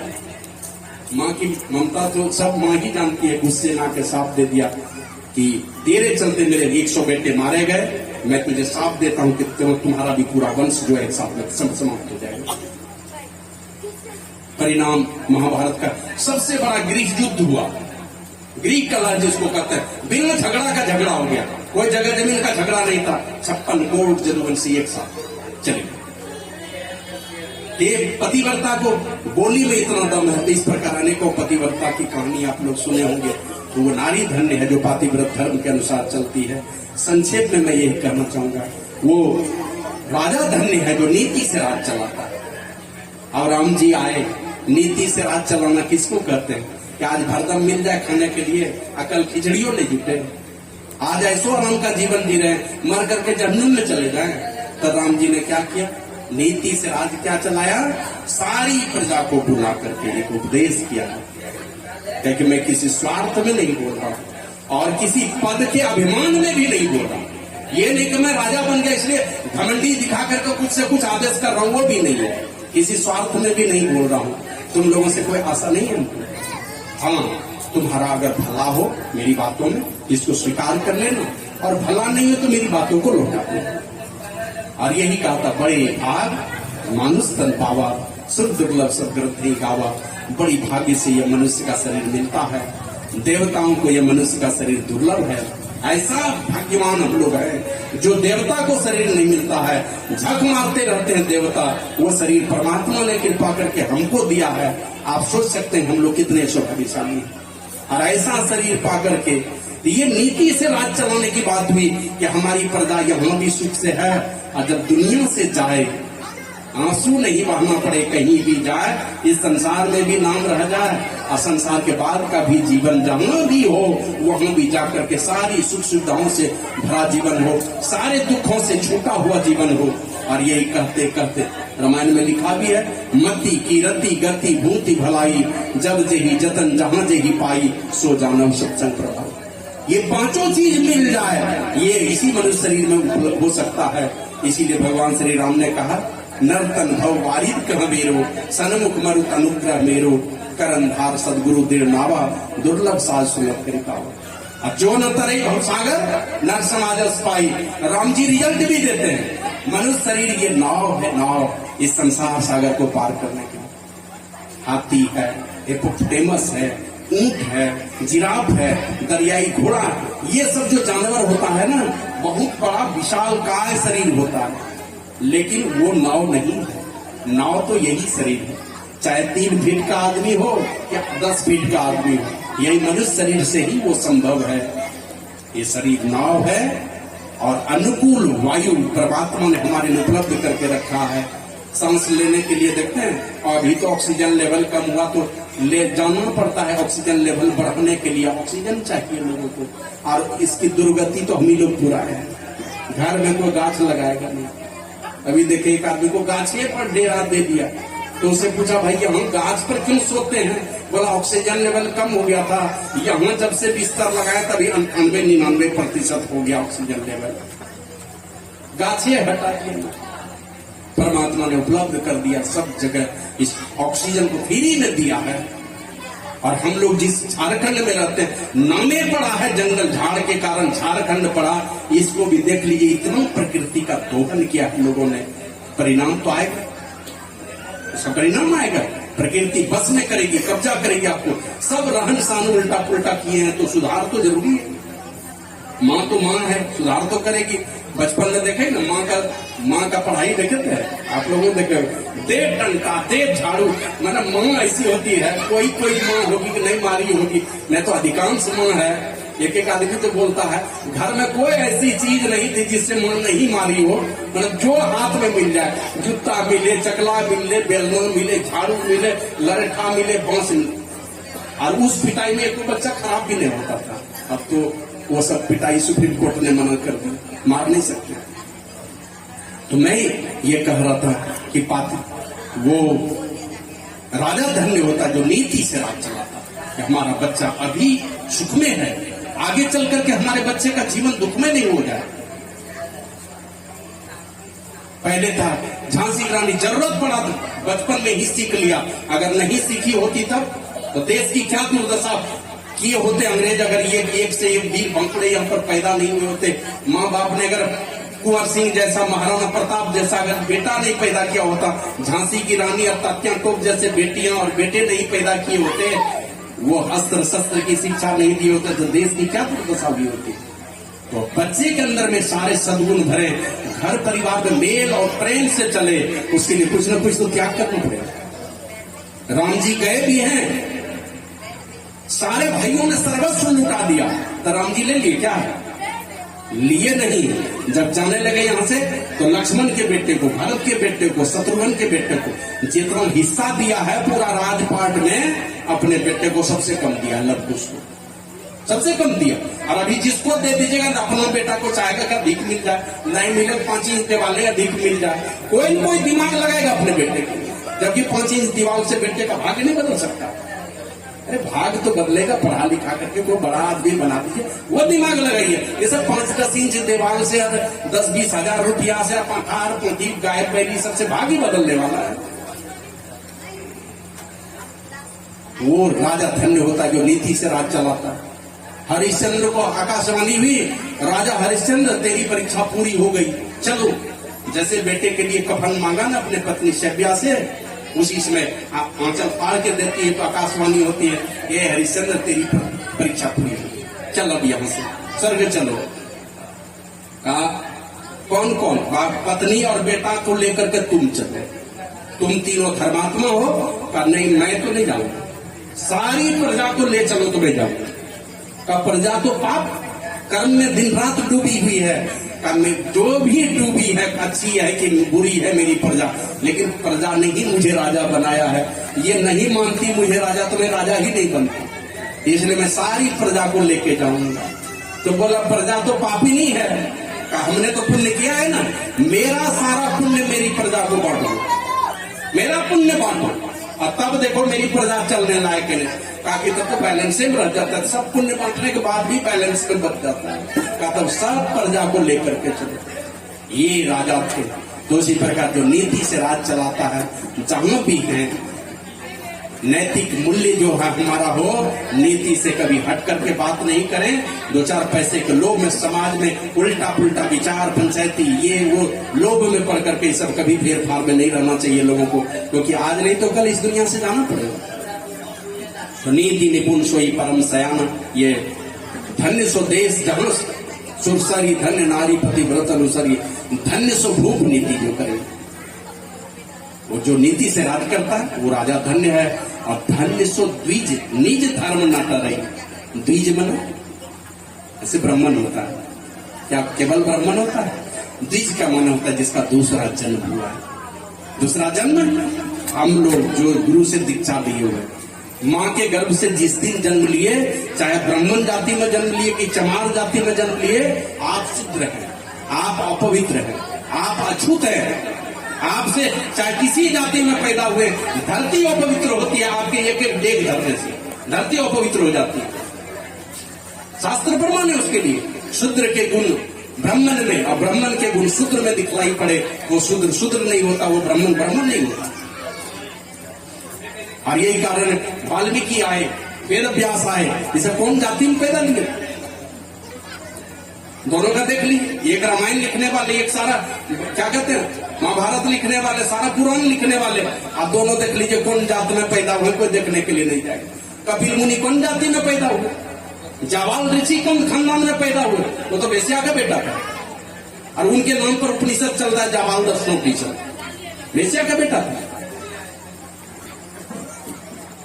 श्री सद्गुरु महाराज की जय। तो तीज जिसका दूसरा जन्म हुआ, जिसने किसी महापुरुषों से चरित्रवान, और गुरु महाराज तो लिखे चरित्रवान तो चाहिए, और नियमित रूप से नादानुसंधान का अभ्यासी होना चाहिए। चरित्रवान भी हो और नादानुसंधान का अभ्यासी हो, नियमित रूप से सत्संग करने वाला हो। मुक्ति मार्ग जानते साधन करते नित्य सत्यचित जग में रहते, चरित्रवान बनकर के संसार में रहते और सच्चित जग में रहते। दिन दिन अधिक विराग, रोज वैराग्य पैदा हो। ये नहीं कि आज 15 लाख के गाड़ी में चल रहे, कल 1 करोड़ का गाड़ी पर चलने लगे। ये वैराग्य नहीं है। वैराग शरीर और संसार की नश्वरता का सदैव बोध होना चाहिए। जैसे जैसे वृद्धावस्था की ओर बढ़ते जा रहे हैं, शरीर जैसे जैसे बुढ़ापे की ओर बढ़ता जा रहा है, मन में लगे क्या करेंगे इसे, चलो ये सब बताओ क्या मतलब है। जो जिसको चलाना, आश्रम चलाना है कि गाड़ी चलाना है कि जगह जमीन देखना है कि गाय बैल देखना, जिसको देखना देखो, अब हमसे नहीं होने वाला है। बाल बच्चे को धीरे धीरे हटाते गए। रोज वैराग्य पैदा होना चाहिए। दिन दिन अधिक विराग प्रेम सत्संग सो करते, और दृढ़ ज्ञान समझाए बोध दे तो बुद्धि को होते। दृढ़ ज्ञान परमात्मा की भक्ति का ज्ञान, उसको समझाने का सामर्थ्य हो, ये बोध ये ज्ञान आपको देने का सामर्थ्य हो, और कुबुद्धि का हरण करने का सामर्थ्य जिसके अंदर हो। संशय दूर बहाए संत मत स्थिर करते, सारे संशयों को हटा करके संतों के ज्ञान को स्थिर करने का सामर्थ्य जिसके अंदर हो। गुरु महाराज के पास एक जज आए, और वो जाके गुरु महाराज को कुछ संशय भी बात करते हैं, हुजूर क्या बोलेंगे, लाज की बात, हम जज हैं, किसी कोर्ट के जज थे। तो बोले कि हम दीक्षा लिए थे लेकिन ध्यान नहीं करते। बोले क्यों ध्यान नहीं करते हैं, ये क्या बात है? ध्यान सत्संग की रीढ़ है। गुरु महाराज लिखे सत्संग ये क्या है? सत्संग मेरी सांस है, लेकिन ध्यान जो है सत्संग की रीढ़ है। तो बोले नहीं मैं तो नहीं करता। क्यों नहीं करते हैं? जो क्या बोलेंगे, पहले तो करते भी थे, अब थोड़ा दिन से बैठते हैं ना, तो पता नहीं भीतर में इतनी गंदी गंदी बात मन में आती है ना, क्या हो गया मेरे मन में, इसलिए ध्यान नहीं करना छोड़ दिया। तो गुरु महाराज के सामने बोले तो थे बात, गुरु महाराज कुछ नहीं बोले। बाद में संसेविका तो सुन लिए थे बात को, टहलने के लिए गए, तब उनको पूछे कि जज साहब तो क्या इतने पढ़े लिख करके क्या सुनाते हैं? अरे गंगा जी में आषाढ़ सावन महीना में जो जाता, भादो महीना में देखते हैं गंदगी कितनी रहती है, लेकिन गंगा स्नान का प्रेमी उसमें डुबकी लगाता है कि नहीं लगाता? इतना गंदा पानी रहेगा डुबकी लगाएगा। और धीरे धीरे देखिए कार्तिक महीना भी आता है, तो कार्तिक पूर्णिमा में जाके देखिए कंचन पानी भी मिलता है उसमें। चीनी में गंदगी है, पता नहीं चलता। पानी मिलाइए, लोहिया में दे दीजिए, पानी मिलाइए चीनी में, चूल्हा पर चढ़ा के नीचे से ताव दीजिए, तब देखिएगा सारी गंदगी निकल के शुरू हो जाएगी। उसी प्रकार मन की गंदगी जब तब निकलती जब ध्यान के भट्टी पर रखेंगे। ऐसे लगता है देख रहा हमारा मन तो एकदम पवित्र है। किसी को कहेंगे ना, अरे सत्संग क्या करे छे, जब पापी सब से दिन रात पाप कर्म करे जो असर बैठे सत्संग करेंगे। हम लोग कोई पाप नहीं करते इसलिए सत्संग में नहीं जाते। जरा बैठ के देखिए, आंख बंद करके आधा घंटा बैठ के तो देखिए, आपका मन बता देगा कि आप कितने पुण्यात्मा हैं। आपका मन खुद बताएगा। माना ऐसी बातें आपके मन में उठेंगी, जीवन में शायद नहीं किए होंगे, कभी न सोचे होंगे। और जो मन कहता है एक दिन करके देख लीजिए तो पता चल जाएगा कि आपका मन क्या क्या करता है। एक दिन करके देखिए, सब पता चलता है। तो बीज वो होता है जिसने महापुरुषों से जुक्ति जाना। वही मैं बता रहा था, संशय दूर बहाए संत मत स्थिर करते, में ही ये गुण धर जो ये गुरु सोई सच्चे। ये सारे सद्गुण जिसके अंदर वो गुरु होते हैं, वो गुरु मानने योग्य हैं। इसलिए नादानुसंधान का अभ्यासी हो, चरित्रवान हो और संत मत को समझा सकता हो, ऐसे को गुरु बनाने में हर्ज नहीं है। ऐसे वो भी मानने योग्य नहीं है। तुलसीदास जी महाराज तो कहते हैं, ज्ञान कहे अज्ञान बिन, तम बिन कहे प्रकाश, और निर्गुण कहे जो सगुण बिन सो गुरु तुलसीदास। ज्ञान की बात करें, अज्ञानता से ऊपर उठा करके उस पद में पहुंचा दे जहां परमात्मा का ज्ञान हो जाए, वो सामर्थ्य हो जिनके अंदर में। तम बिन कहे प्रकाश, अंधकार से ऊपर उठा करके, अंधकार को छोड़ करके प्रकाश की बात करें, अंधकार मंडल से उठाने का सामर्थ्य जिनके ज्ञान में हो, वो गुरु मानने योग्य है। और सगुण साकार से भक्ति शुरू कराए और निर्गुण निराकार सर्वव्यापक स्वरूप का भी ज्ञान कराने का सामर्थ्य जिसके अंदर है, वो गुरु मानने योग्य होता है। लेकिन गुरु महाराज कहते हैं, अगर नियमित रूप से नादानुसंधान का कोई अभ्यासी है, चरित्रवान बनकर के रहता है, नियमित सत्संग करता है, तो ऐसे को गुरु धारण करने में कोई बुराई नहीं है, भलाई ही है आपकी। तो इस प्रकार उनसे युक्ति जान करके जो जान लेते हैं वे बीज कहलाते हैं। एक बार मां के कोख से जन्म लिया और दूसरा जन्म होता है गुरु के दरबार में, जब नतमस्तक होकर के अपना सर्वस्व लुटाने का संकल्प लेते हैं कि गुरुदेव आप मेरा भला करें, मेरा सब कुछ आपका है, आपके आदेश के बाहर मैं नहीं चलूंगा, जैसा जैसा आप कहेंगे। नतमस्तक होकर के लुटाने का भाव लेकर के जिस दिन गुरु के दरबार में जाते हैं और नाम बन लेते हैं, वेद बीज कहलाते हैं, उस दिन से दूसरा जन्म होता है। ऐसे साधन विशेष के द्वारा एक शरीर से दूसरे शरीर में जब प्रवेश करता है, स्थूल से जब सूक्ष्म में प्रवेश करता है, तो स्थूल शरीर मर जाता है, सूक्ष्म शरीर में जन्म होता है।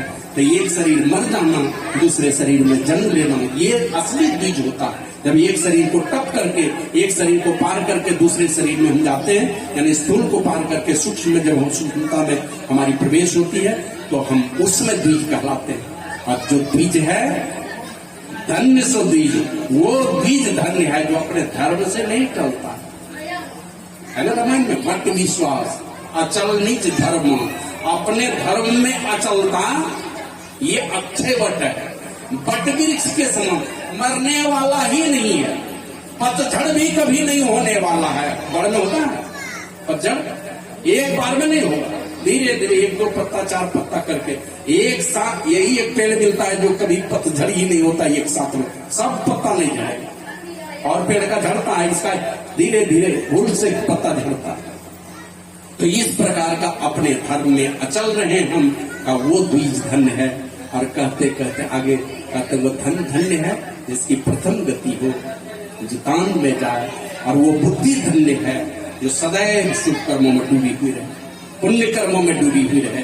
आप पुण्य कर्म करेंगे, आपके बाल बच्चे के अंदर में वो सारे संस्कार आएंगे, और नहीं तो आप देखेंगे, हमने तो देखा है अपने क्षेत्र में बहुत गांव है, आप जाइए कुसुम घाटी, आप जाइए भागाबान, महादेव बतान, हमारे क्षेत्र में ये सब गांव है, वहां बहुत लोगों का धंधा है तेली जाती भागाबान तो नाम ही है, महादेव बतान नाम ही है, सबसे ज्यादा तो थोक कारोबार महादेव बतान भागाबान कर। बाप चलाएगा छुरी तो बेटा क्या करेगा, कटोरा लेकर के उसका खून सब जाएगा ऐसे लेने के लिए, जमेगा तो उसको भूज करके खाएगा। और आप किसी ब्राह्मण के खानदान में जाइए, बच्चा हुआ, छोटा बच्चा हुआ, साजी लेकर के भेजेगा फूल तोड़ने के लिए, सुबह में मंदिर जाना है, पूजा करने जाना है, ये बात है। तो कौन आप के अंदर में अगर बढ़िया भावना, जो जैसा कर्म करें, पुण्य कर्म करेंगे, आपके बच्चे के अंदर वो प्रेरणा आएगी। आप दान देने जाते हैं, बच्चे को पकड़ा दीजिए 10, 20, 50 करना, बचपन से ही दे भाई।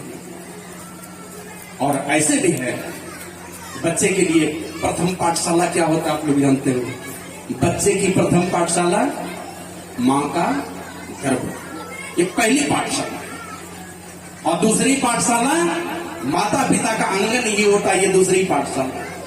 ये बाद में जो स्कूल में जाते हैं, ये वाली जो पाठशाला है तो बाद में मिलेगा, लेकिन प्रथम पाठशाला तो मां का गर्भ ही है। बच्चा मां के गर्भ में पल रहा है, मां सत्संग करती है, ध्यान करती है, पूजा करती है, तीर्थों में जाती है, साधु संतों के निकट जाती है। एक आदमी राम जी से पूछा था लक्ष्मण ने, आप रामायण अगर देखे होंगे तो जरूर जानते होंगे, लक्ष्मण ने पूछा भैया हम लोगों को 10 साल गुजर गए, ये 12 साल गुजर गए, अब तो 2 साल और रहेंगे हम लोग वन में। इन 12 सालों में हम लोगों ने बहुत सारे ऋषि मुनियों का दर्शन किया है, और हम लोग तो नाम भी भूल गए किनका किनका दर्शन किया। इन 12 वर्षों में बहुत सारे ऋषि मुनियों का हम लोगों ने दर्शन किया, और उन सबका नाम याद रखना भी संभव नहीं, भूल भी गए हम लोग, नहीं रख सकेंगे याद। अच्छा, उनसे मिलने से क्या फायदा हुआ? ये लक्ष्मण ने पूछा था राम जी से वनवास काल में। धर्म की चर्चा होती थी आपस में, जब एकांत में बैठते थे राम जी उपदेश करते थे, सारा काम करते थे, और एकांत जब मिलता था तो लक्ष्मण को उपदेश करते थे, देवी सीता को उपदेश करते थे। कभी वन में रहने वाले जो छोटी छोटी मैंने मुख्य धारा से जो भटके हुए वनवासी लोग थे, लोग ऑनर करते हैं उसको, वो वनवासी थे, वन में रहने वाले नर थे, और उनको उपदेश करते थे। तो लक्ष्मण ने पूछा कि उन साधु ऋषि मुनियों का दर्शन करके क्या हुआ? तो बोला जैसे सूर्य होता है ना, सूर्य की गर्मी, सूर्य के सामने में जैसे जाते हैं, सूर्य की गर्मी हमें जैसे मिलती है, हमारे अंदर के और बाहरी वातावरण के बहुत सारे जो नेगेटिव ऊर्जा, नकारात्मक शक्ति जो है, जिसको हम लोग क्या कहते हैं, वायरस कहते हैं, बहुत सारा वायरस है सूर्य के गर्मी से मर जाता है। हमारे अंदर के बहुत सारे विकारों को, सूर्य में इतनी शक्ति है कि अंदर के बहुत सारे बीमारियों को, विकारों को नाश करने का सामर्थ्य होता है। उसी प्रकार जो ऋषि मुनि होते हैं ना, सूर्य के समान उनके तप की शक्ति से, उनके सदाचार की शक्ति से, उनके ध्यान की शक्ति से, उनके सद्भावनाओं की शक्ति से हमारा नीत बाहर और भीतर दोनों पवित्र हो जाता है। मन के बहुत सारे विकारों को जलाने का काम करता है। आया संतवाणी में जापल दर्शन, ये एक घड़ी आधो घड़ी आधो बेपुनियार, तुलसी संगत साध की कटे कोटि अपराध, करोड़ों अपराध काटने का काम करते हैं, कट जाते हैं अपने आप। ऐसे सारे नहीं कटेंगे, सारे तो एक ही उपाय है, यदि शैल समम पापम विस्तीर्णम बहुयोजनम विद्यते ध्यान योगी। जब तक ध्यान नहीं करेंगे ये समूल पाप का नाश नहीं होगा, जड़ समेत नाश नहीं होगा। नाश होगा थोड़े देर के। हम लोग आश्रम में काशी होता है ना, गर्मी के दिन आया आग लगा दिया, सब जल के खत्म। अब बस अभी वर्षा आया सब फिर का उतने काशी, एक भी नहीं खत्म होने वाला है। तो उसी प्रकार ये साधु संतों का दर्शन आपके और हमारे अंदर के बहुत सारे पाप वृत्तियों का, बुरे विकारों का, बुरे भावनाओं का नाश करने का काम करता है। ये राम जी ने लक्ष्मण को समझाया था। तो इसलिए वो ये शंकर भगवान कहते हैं,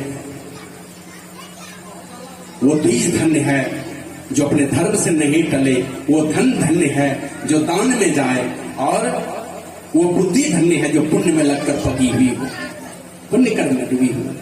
बच्चा पूछेगा आपसे, पापा ये क्या करते हैं? अभी देखिए घर में पीपल में पानी डालना भूल गया, कोई नहीं डालता है, हम लोग सत्संगी हो गए, क्या हो गया? सत्संगी हो गए, पानी डाल देंगे पीपल में, क्या हो गया?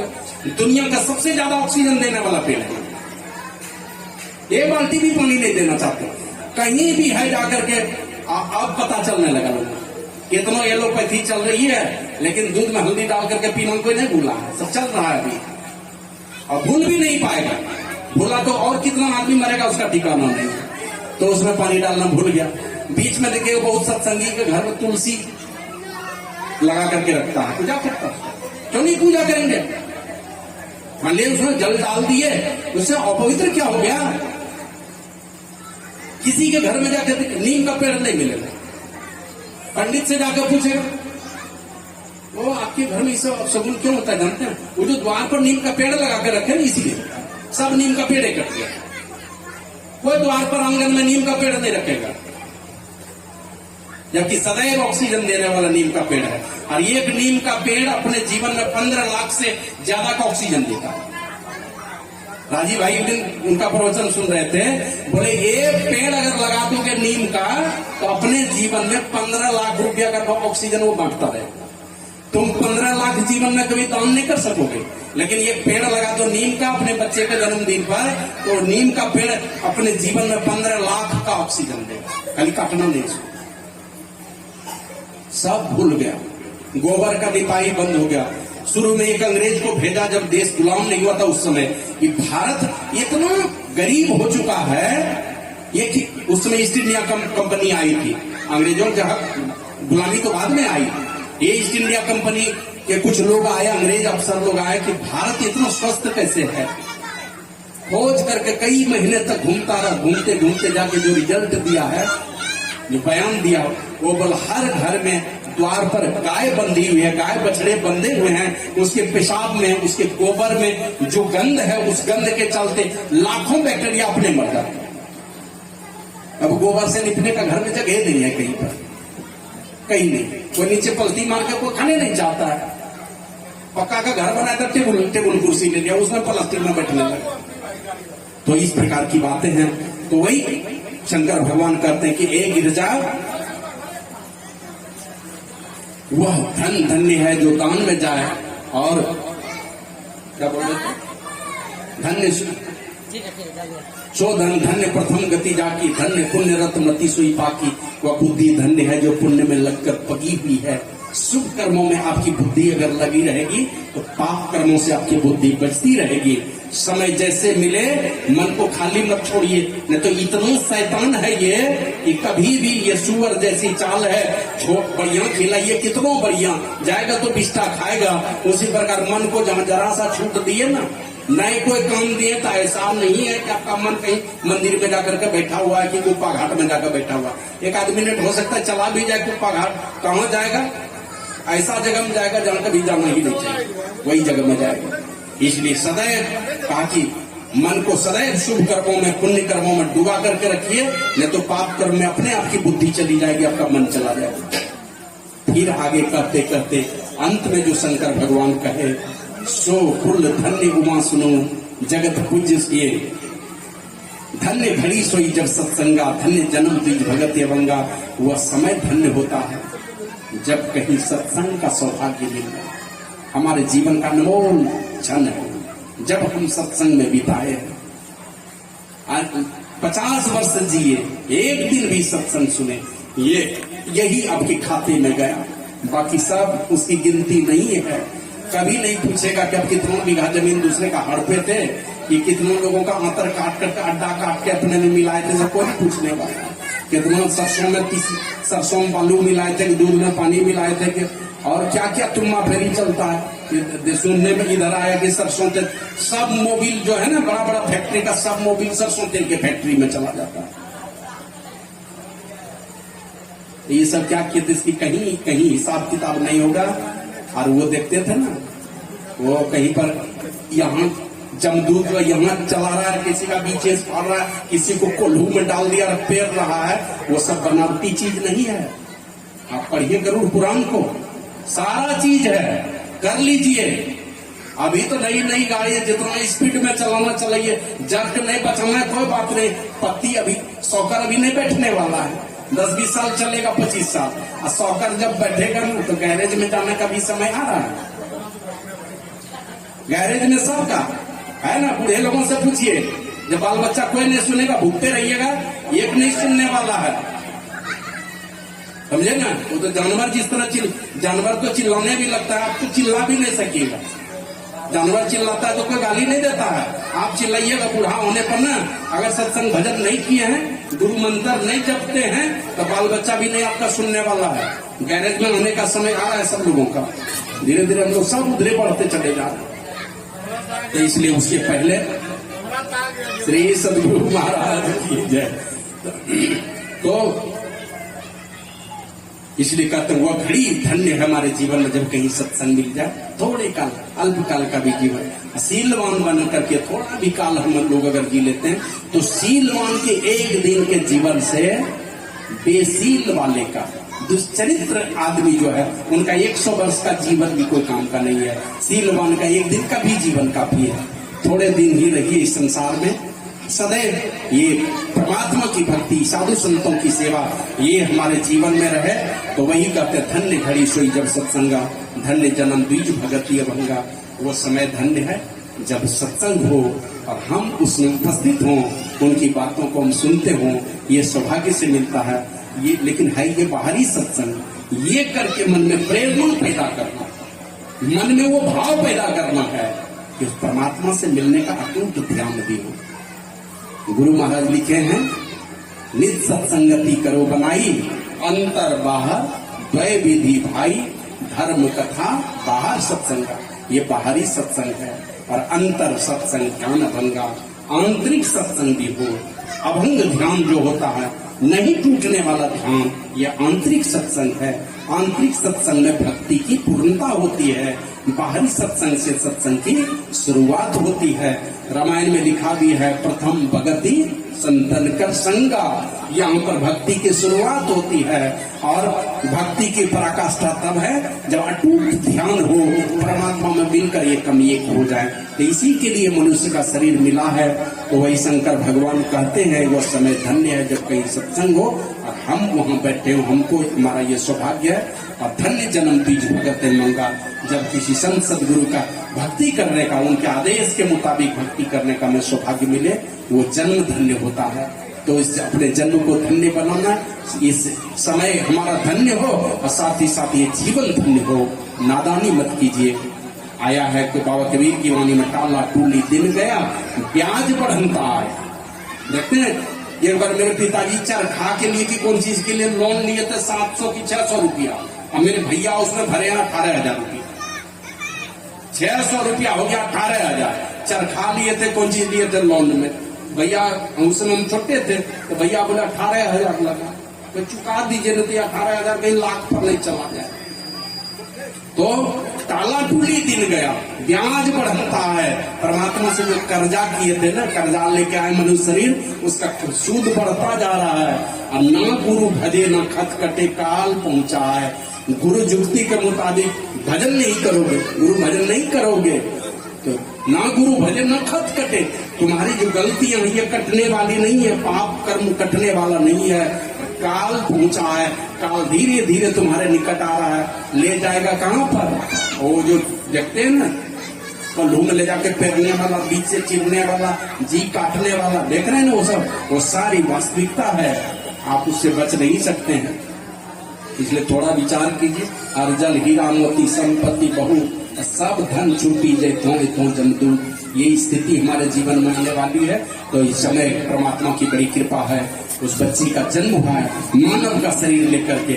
उस पर भी ऐसे घर में, बढ़िया खानदान में जहाँ सत्संगी हो, उस खानदान में माँ सत्संगी है और पिताजी पता नहीं क्या हो, तो नहीं पता हमको, हो सकता वो भी हो। लेकिन ये हम तो ये ऐसा खानदान है, वो शंकर भगवान जिसके विषय में कहते हैं सो कुल धन्य मासु ए गिरजा, वो खानदान धन्य है। कुल मन वंश, वो वंश धन्य है, धन्य है वो जगत पूज्य, संसार में पूजने लायक वो खानदान है। सुपुनीत माना परम पवित्र है वो खानदान, जिस खानदान में परमात्मा के नम्र भक्त पुरुष पैदा हुए। तो बाल बच्चा आया है, उनको पता तो नहीं है इस संसार में आया माता पिता के खून के सहारे इस संसार में। अब आगे जो उसकी दिशा होगी वो माता पिता को निर्धारित करना है।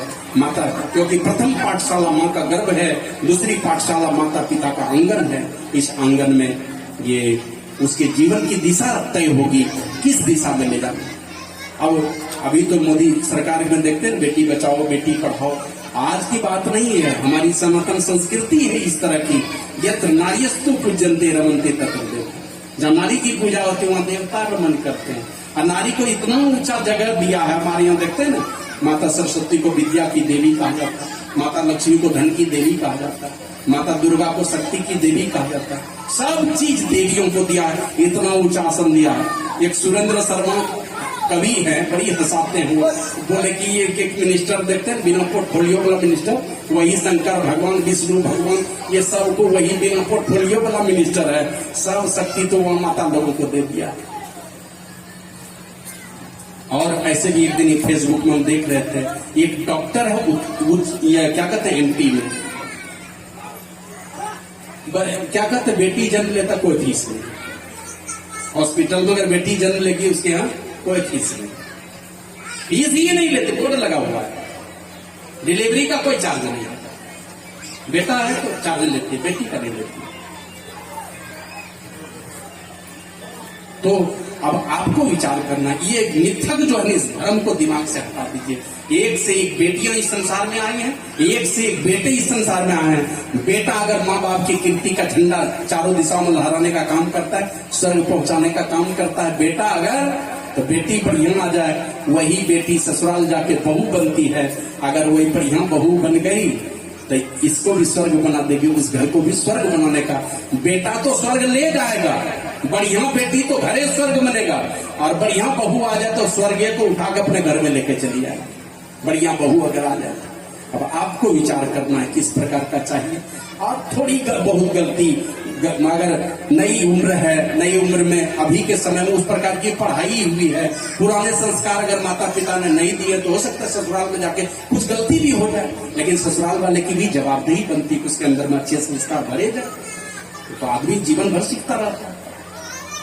लेकिन होता क्या है, गलती की जगह हंसी मजाक के क्रम में हम इस प्रकार से कभी कहे होंगे कि एक माता जी गई बगल में अपने एक क्या कहते हैं, एक सहेली से, उम्रदार ही थी लेकिन एक समय में शादी हुई, दोनों सहेली ही थी, तो उससे जाके पूछा, रे बहन ये तुम्हारे बेटी का ब्याह हुआ, दामाद कैसा है? अरे बहन मत पूछो, दामाद वो तो गौ है, बेटी जो कह दे एक बात नहीं उठाती है मेरे बेटी का, एकदम गदगद। अच्छा तुम्हारे बेटे की शादी हुई है, बहू कैसी आई? अरे वो करमजनी का मत पूछो, जब से आई है ना लगता है मेरे बेटे को खरीद लिए है वो, दामाद खरीदा गया तब तो बढ़िया है बेटी से, अब बेटा खरीदा गया बेटा खरीदा गया बहू से, तब तो यही गड़बड़ी हो जाती है। ये सारी गड़बड़ी माताओं के द्वारा ही होती है, बाप तो उतना मतलब नहीं रखता, चलो ठीक है चलता है, तो थोड़ा माताएं बहनें इन चीजों का भी ख्याल रखें, तो बच्चे के अंदर में सारे संस्कार बचपन से भरे जाएंगे। जिस घर में सत्संग हो, भजन हो, एक एक बच्चा देख रहे, छोटा छोटा बच्चा सीताराम सीताराम सीताराम जप रहा, और एक बच्चे को एक दिन देखकर सिखा रहा है, खाई के पान बनारस वाला देख रहे हो बच्चे को, बचपन में 6 महीना का बच्चा हाथ पकड़ लिया, खाई के पान बनारस वाला सिखा रहा है, बाप सिखा रहा है अपने बच्चे को। और एक माँ है, बचपन में माता सिखाती थी, लोरी गाती थी, कैसे कैसे लोरी गाती थी, राम नाम लड्डू गोपाल नाम घी, नहीं, राम नाम लड्डू गोपाल नाम घी, राम नाम का लड्डू नहीं है, राम नाम जो दे रही है ये लड्डू है, और गोपाल नाम का घी मैंने घी नहीं है, कृष्ण भगवान का जो नाम ले रहे हैं इसी नाम का घी तुमको मैं दे रही हूँ, और हरि नाम मिश्री, मिश्री तो नहीं है लेकिन हरि का नाम लेकर के इसी को मिश्री मान लो मेरे बेटे,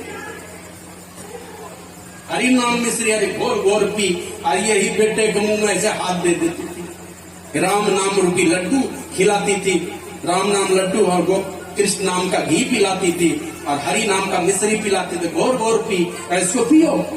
बेटे को बचपन से ही ये माँ सिखाती थी, और अभी तो बचपने में माँ भी अंडा, बेटे बच्चा को भी, छोटा छोटा बच्चा जरा जरा चटाएगा पहले, देखिए अभी बहुत छोटे छोटे बच्चे आइसक्रीम ला करके अभी ला करके जी में धर देगा, वो ठंडा बर्दाश्त भी नहीं कर सकता वो बच्चा, उसको आइसक्रीम दे देगा मुंह, छोटा छोटा बच्चा चाय पीने के लिए सिखा दिया। अब वो 5-6 बरस का होते होते आंख की रोशनी घट गई, माथा में दर्द शुरू हो गया, क्यों हुआ भाई? चाय नहीं पिया, बिना चाय का जीवन ही नहीं चलेगा।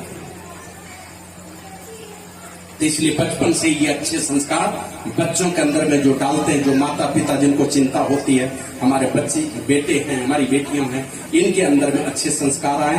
तो आपने सुना होगा ये क्या माता मदालसा ने 5 बेटा को दिया साधु बना के, अब एक बेटा फंस गया घर में, तो 5 बेटा में से 2 बेटा आ गया काशी नरेश के पास, कि मेरा भाई जो है ना वो राजा बन गया है, और 5 भाई है साधु, माँ के कहने पर 5 सन्यासी बन गया, एक भाई को बाप बना दिया राजा, तब 2 भाई आ गया काशी नरेश के पास, बोला मेरा भाई राजपाट हिस्सा नहीं देता है, आप हमको मदद कीजिए। बस काशी नरेश उस पर चढ़ाई कर दिया, ताकतवर था, जैसे चढ़ाई किया तो वो फंस गया बुरी तरह राजा। अब वो ताबीज खोलता, मान का दिया हुआ ताबीज था बांग में, उसको खोला तो उसमें लिखा था शुद्धो असी बुद्धो असी निरंजनो असी संसार माया परिवर्जितो असी। इस प्रकार बड़ा सा मंत्र था कि तुम शुद्ध हो, तुम बुद्ध हो, माने ज्ञान के खजाना हो, परमात्मा हो, निरंजनो असी तुम परमात्मा हो, संसार माया परिवर्जितो असी ये पूरा संसार माया से परिवर्जित है। त्यज मोह निद्राम, तो मोह की निद्रा को त्याग करके भागो यहाँ से। ये उपदेश था माँ का, बस वो पढ़ लिया। अब काशी नरेश के दरबार में ले जाकर मुकुट रख दिया और माथा टेक लिया वहीं पर। मुकुट उतारने का माने जानते हैं? किसी एक राजा दूसरे राजा के चरण में मुकुट उतार दे, मैंने हम तुम्हारी अधीनता स्वीकार करते हैं। स्वीकार कर लिया अधीनता, मुकुटे दे दिया काशी नरेश को, और वो भागा वहां से, बोला हमको नहीं चाहिए राजपाट, ले लीजिए। अब वो जो दो भाई गया था काशी नरेश के पास, तो काशी नरेश कहते चलो मिल गया ना, चलो ले लो सुनचा राज तुम रे। बोला हमको राजपाट नहीं चाहिए, वो तो अपने भाई को साधु बनाता था, इसीलिए ये सब करवाए थे न। 5 भाई को माने बना दिया साधु, और एक भाई जो संसार में फंसा तो 5 भाई ने मिलकर इसको भी बना दिया साधु। जावाली ने अपने बेटे को जब चिंता हो गई, मैं तो गणिका हूं, मैं वेश्या हूं, मेरे बेटे की बड़ी बदनामी होगी, बाप का कोई नाम पूछेगा तो मेरा बेटा क्या बतलाएगा। तो बेटे को कहां भेजा पता है? बोला बेटा तू चला जा उनके पास, कपिल मुनि के पास, वो तुझे ब्रह्म ज्ञान की दीक्षा दे।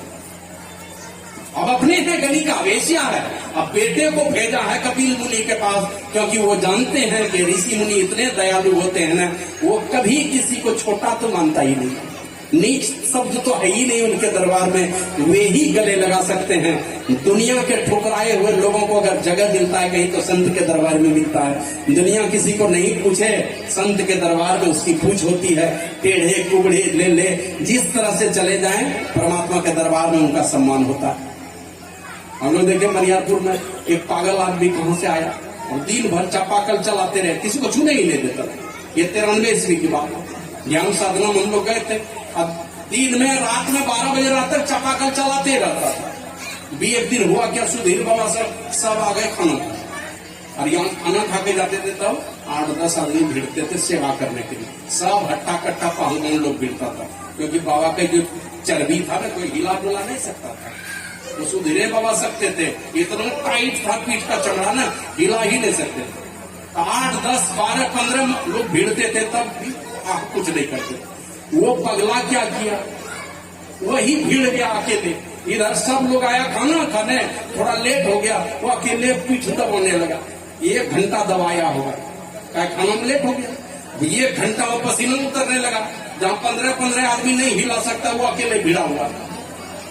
जब गए सब लोग खाना खा के, हम भी थे फुल पेंट वाला, गए हैं जैसे, तो बाबा वहां बोले कि बताइयो, हमरो मुंह चले तकिया पर, और पगलवा कहां से हिला है, और हमरो गोड़ दबाना शुरू करके धीरे धीरे पीठ दबल के, हम कुछ बोलबे नहीं करिए। ओकरा जब पसीना हो गए ना, छले तो ताकत बा, नौ मुक्का, एक मुक्का मारल हमरा गर्दन पर। ये तो संजोग चले कि हमरा मुंह चले तक यहाँ पर, नहीं तो सब दांत झड़ी देती है। दे लिया एक मुक्का, फरार हो गया, फिर नहीं आया बाबा के निकट। ऐसे लोगों को भी मौका मिलता था सेवा करने का, है ना भोला बाबा। तो मेरे कहने का मतलब कि घर परिवार में रह करके ये संतों के दरबार में जिनको भी चिंता होती है, बस ये दुनिया का बेशकीमती हीरा बनता है। वो दुनिया से ठुकराया हुआ आदमी, जितने संतों का नाम लेंगे, भूल से ही कोई होगा जो घर में बढ़िया परिवेश मिला हो, नहीं तो अधिकांश को इसी तरह की विकट परिस्थितियां मिली है। दुनिया में कोई पूछने वाला नहीं है, लेकिन संतों की इतनी पैनी दृष्टि होती है कि वो उसको डिबिया जला के, जैसे गुरु खोजते हैं ना, गुरु लोग भी अपना चेला खोजते चलता है, डिबिया जला के खोजते रहते हैं। और बाबा देवी साहब को जिस दिन गुरु महाराज मिले थे, तो यही बोला था, मुझे तेरे जैसे महीन दिमाग वाले शिष्य की खोज थी, और वो मुझे आज मिल गया। जैसे स्वामी विवेकानंद मिल गए, उसी प्रकार गुरु महाराज जैसे महापुरुष मिल गए। तो संसार में जिनको भी ये चिंता होती कि हमारा बच्चा आने वाले समय में हमारे कीर्ति के झंडे को बढ़ाए, हमें ऊंची से ऊंची गति प्रदान करने का सामर्थ्य हो, अपने बच्चों के अंदर में ये सारे सद्गुण भरते हैं। उसके अंदर में 5 पापों से बचने का गुण आए, उसके अंदर में साधु संतों के सेवा का भाव आए, ये सारे सद्गुण माता पिता के अंदर वो पहले लाते हैं, और माता पिता के गुण से ही, माता पिता के कीर्ति से ही बच्चों में ये सारे अच्छे संस्कार भरते हैं। जिस घर में माता पिता दोनों ही अच्छे चरित्र वाले होंगे, नियमित सत्संग ध्यान करेंगे। इस विषय में वाल्मीकि रामायण में एक घटना है, यही पूछा था राम जी से लक्ष्मण कि लक्ष्मण ये बताओ, खिले हुए फूल जो हैं उसको देख के कौन मोहित नहीं होता? तो बोले सब होते हैं। खिले हुए फूल को देख के कौन मोहित नहीं होता? बोले सब। बोला पके हुए फल को देख करके कौन मोहित और आकर्षित नहीं होता? बोले सब होते हैं। बोला पराई युवती को देख करके, पर स्त्री को देख करके कौन मोहित नहीं होता? तो लक्ष्मण भाई से कभी इस तरह का बात नहीं किया था, लेकिन उस दिन राम जी जब ऐसा सवाल ही कर दिए तो लक्ष्मण ने यही जवाब दिया कि भैया जिसकी माता हो पतिव्रता, माता पतिव्रता हो और पिता हो सदाचारी, शब्द है अलग अलग लेकिन है दोनों गुण में एक ही। माँ हो पतिव्रता और पिता हो सदाचारी, माना पांचों पापों से बचने वाला।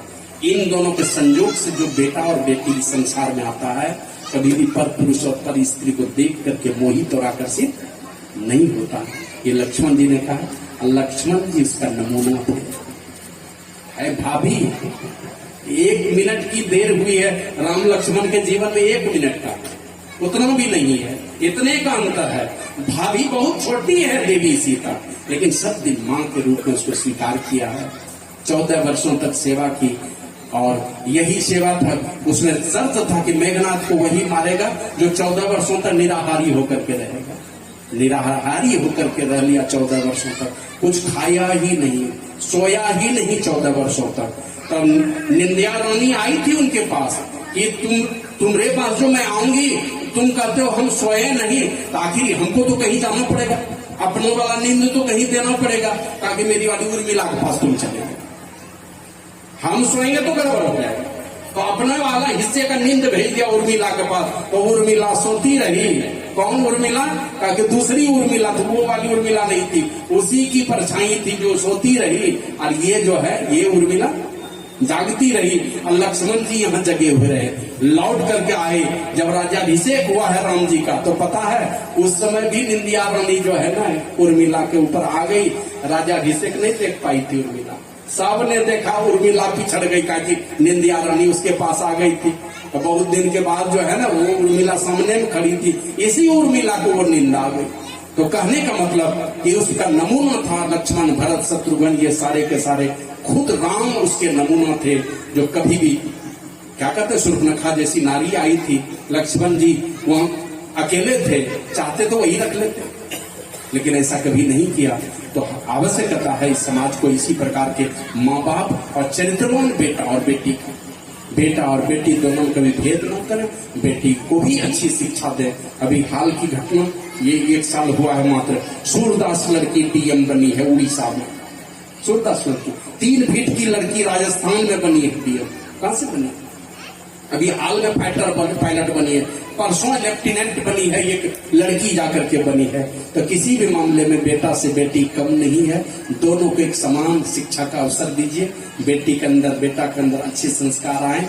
जो नतनी घर में आई है, बहुत बहुत आशीर्वाद देता हूं मैं। अच्छे खानदान में जन्म हुआ है, और ऐसा खानदान है, नाना ही ऐसा, नाना ही मेरा गुरु है कृष्ण प्रसाद शाह जी, वही हमको दीक्षा दिलवाए हैं, तो नाना ही हमको दीक्षा दिलवाया है। सदगुरु महाराज, उस खानदान में नतनी आई है, तो आप सोच सकते हैं कितना भाग्यशाली होगी वो। और आगे सौभाग्य जगे उनका, माता पिता के शुभ दिन आए और अच्छे अच्छे दिन आए उनके अच्छे संस्कारों से, और पढ़ लिख करके वो बड़ा आदमी रहे, बने संसार में, साधु संतों की सेवा करे, लेकिन उससे पहले कि अपने माता पिता का बढ़िया आदर करने वाला हो, उनके आदेश का पालन करने वाला हो, समाज में एक नई दिशा देवे, वो इस संसार में आकर के बड़ा आदमी बने। इसी प्रार्थना के साथ, इसी निवेदन के साथ और इसी प्रकार के शुभ आशीर्वाद के साथ उस बच्ची की माता ऋतु को भी मैं बहुत बहुत आशीर्वाद देता हूँ। वो मेरी बेटी समान है, दीक्षा भी मुझसे ली है, तो एक तरफ से मेरी शिष्या भी है, तो इसलिए मैं उसको भी आशीर्वाद देता हूँ। उनके जो पति हैं उनको भी आशीर्वाद देता हूँ। घर परिवार के सारे लोगों को बहुत बहुत आशीर्वाद। जो भी प्रणाम करने योग्य है मैं उनको प्रणाम करता हूँ। छोटों को आशीर्वाद देता हूँ जो आशीर्वाद देने लायक है। और गुरु प्रभु से सब लोगों के लौकिक और पारलौकिक सुख से शांति में जीवन की कामना करते हुए अपनी वाणी को विराम देता हूँ। बोलिए प्रेम से श्री सदगुरु महाराज की जय। और एक सूचना दे देता हूँ आप लोगों को, 11 तारीख को गुरु महाराज का परिनिर्वाण दिवस है, महापरिनिर्वाण दिवस। 8 जून 86 को शरीर पूरा हुआ था, तो ज्येष्ठ शुक्ल प्रतिपदा हिंदी तारीख से हम लोग मानते हैं, तो 11 तारीख पड़ेगा इस बार। और संयोग ऐसा है, उसी दिन शाही बाबा की भी जयंती है, उस दिन शाही बाबा का जन्मदिन है। गुरु महाराज का परिनिर्वाण दिवस और शाही बाबा का जन्म दिवस दोनों एक ही दिन, तो जिनको जहां संयोग बने इसको मनाएं। श्री सदगुरु महाराज की जय।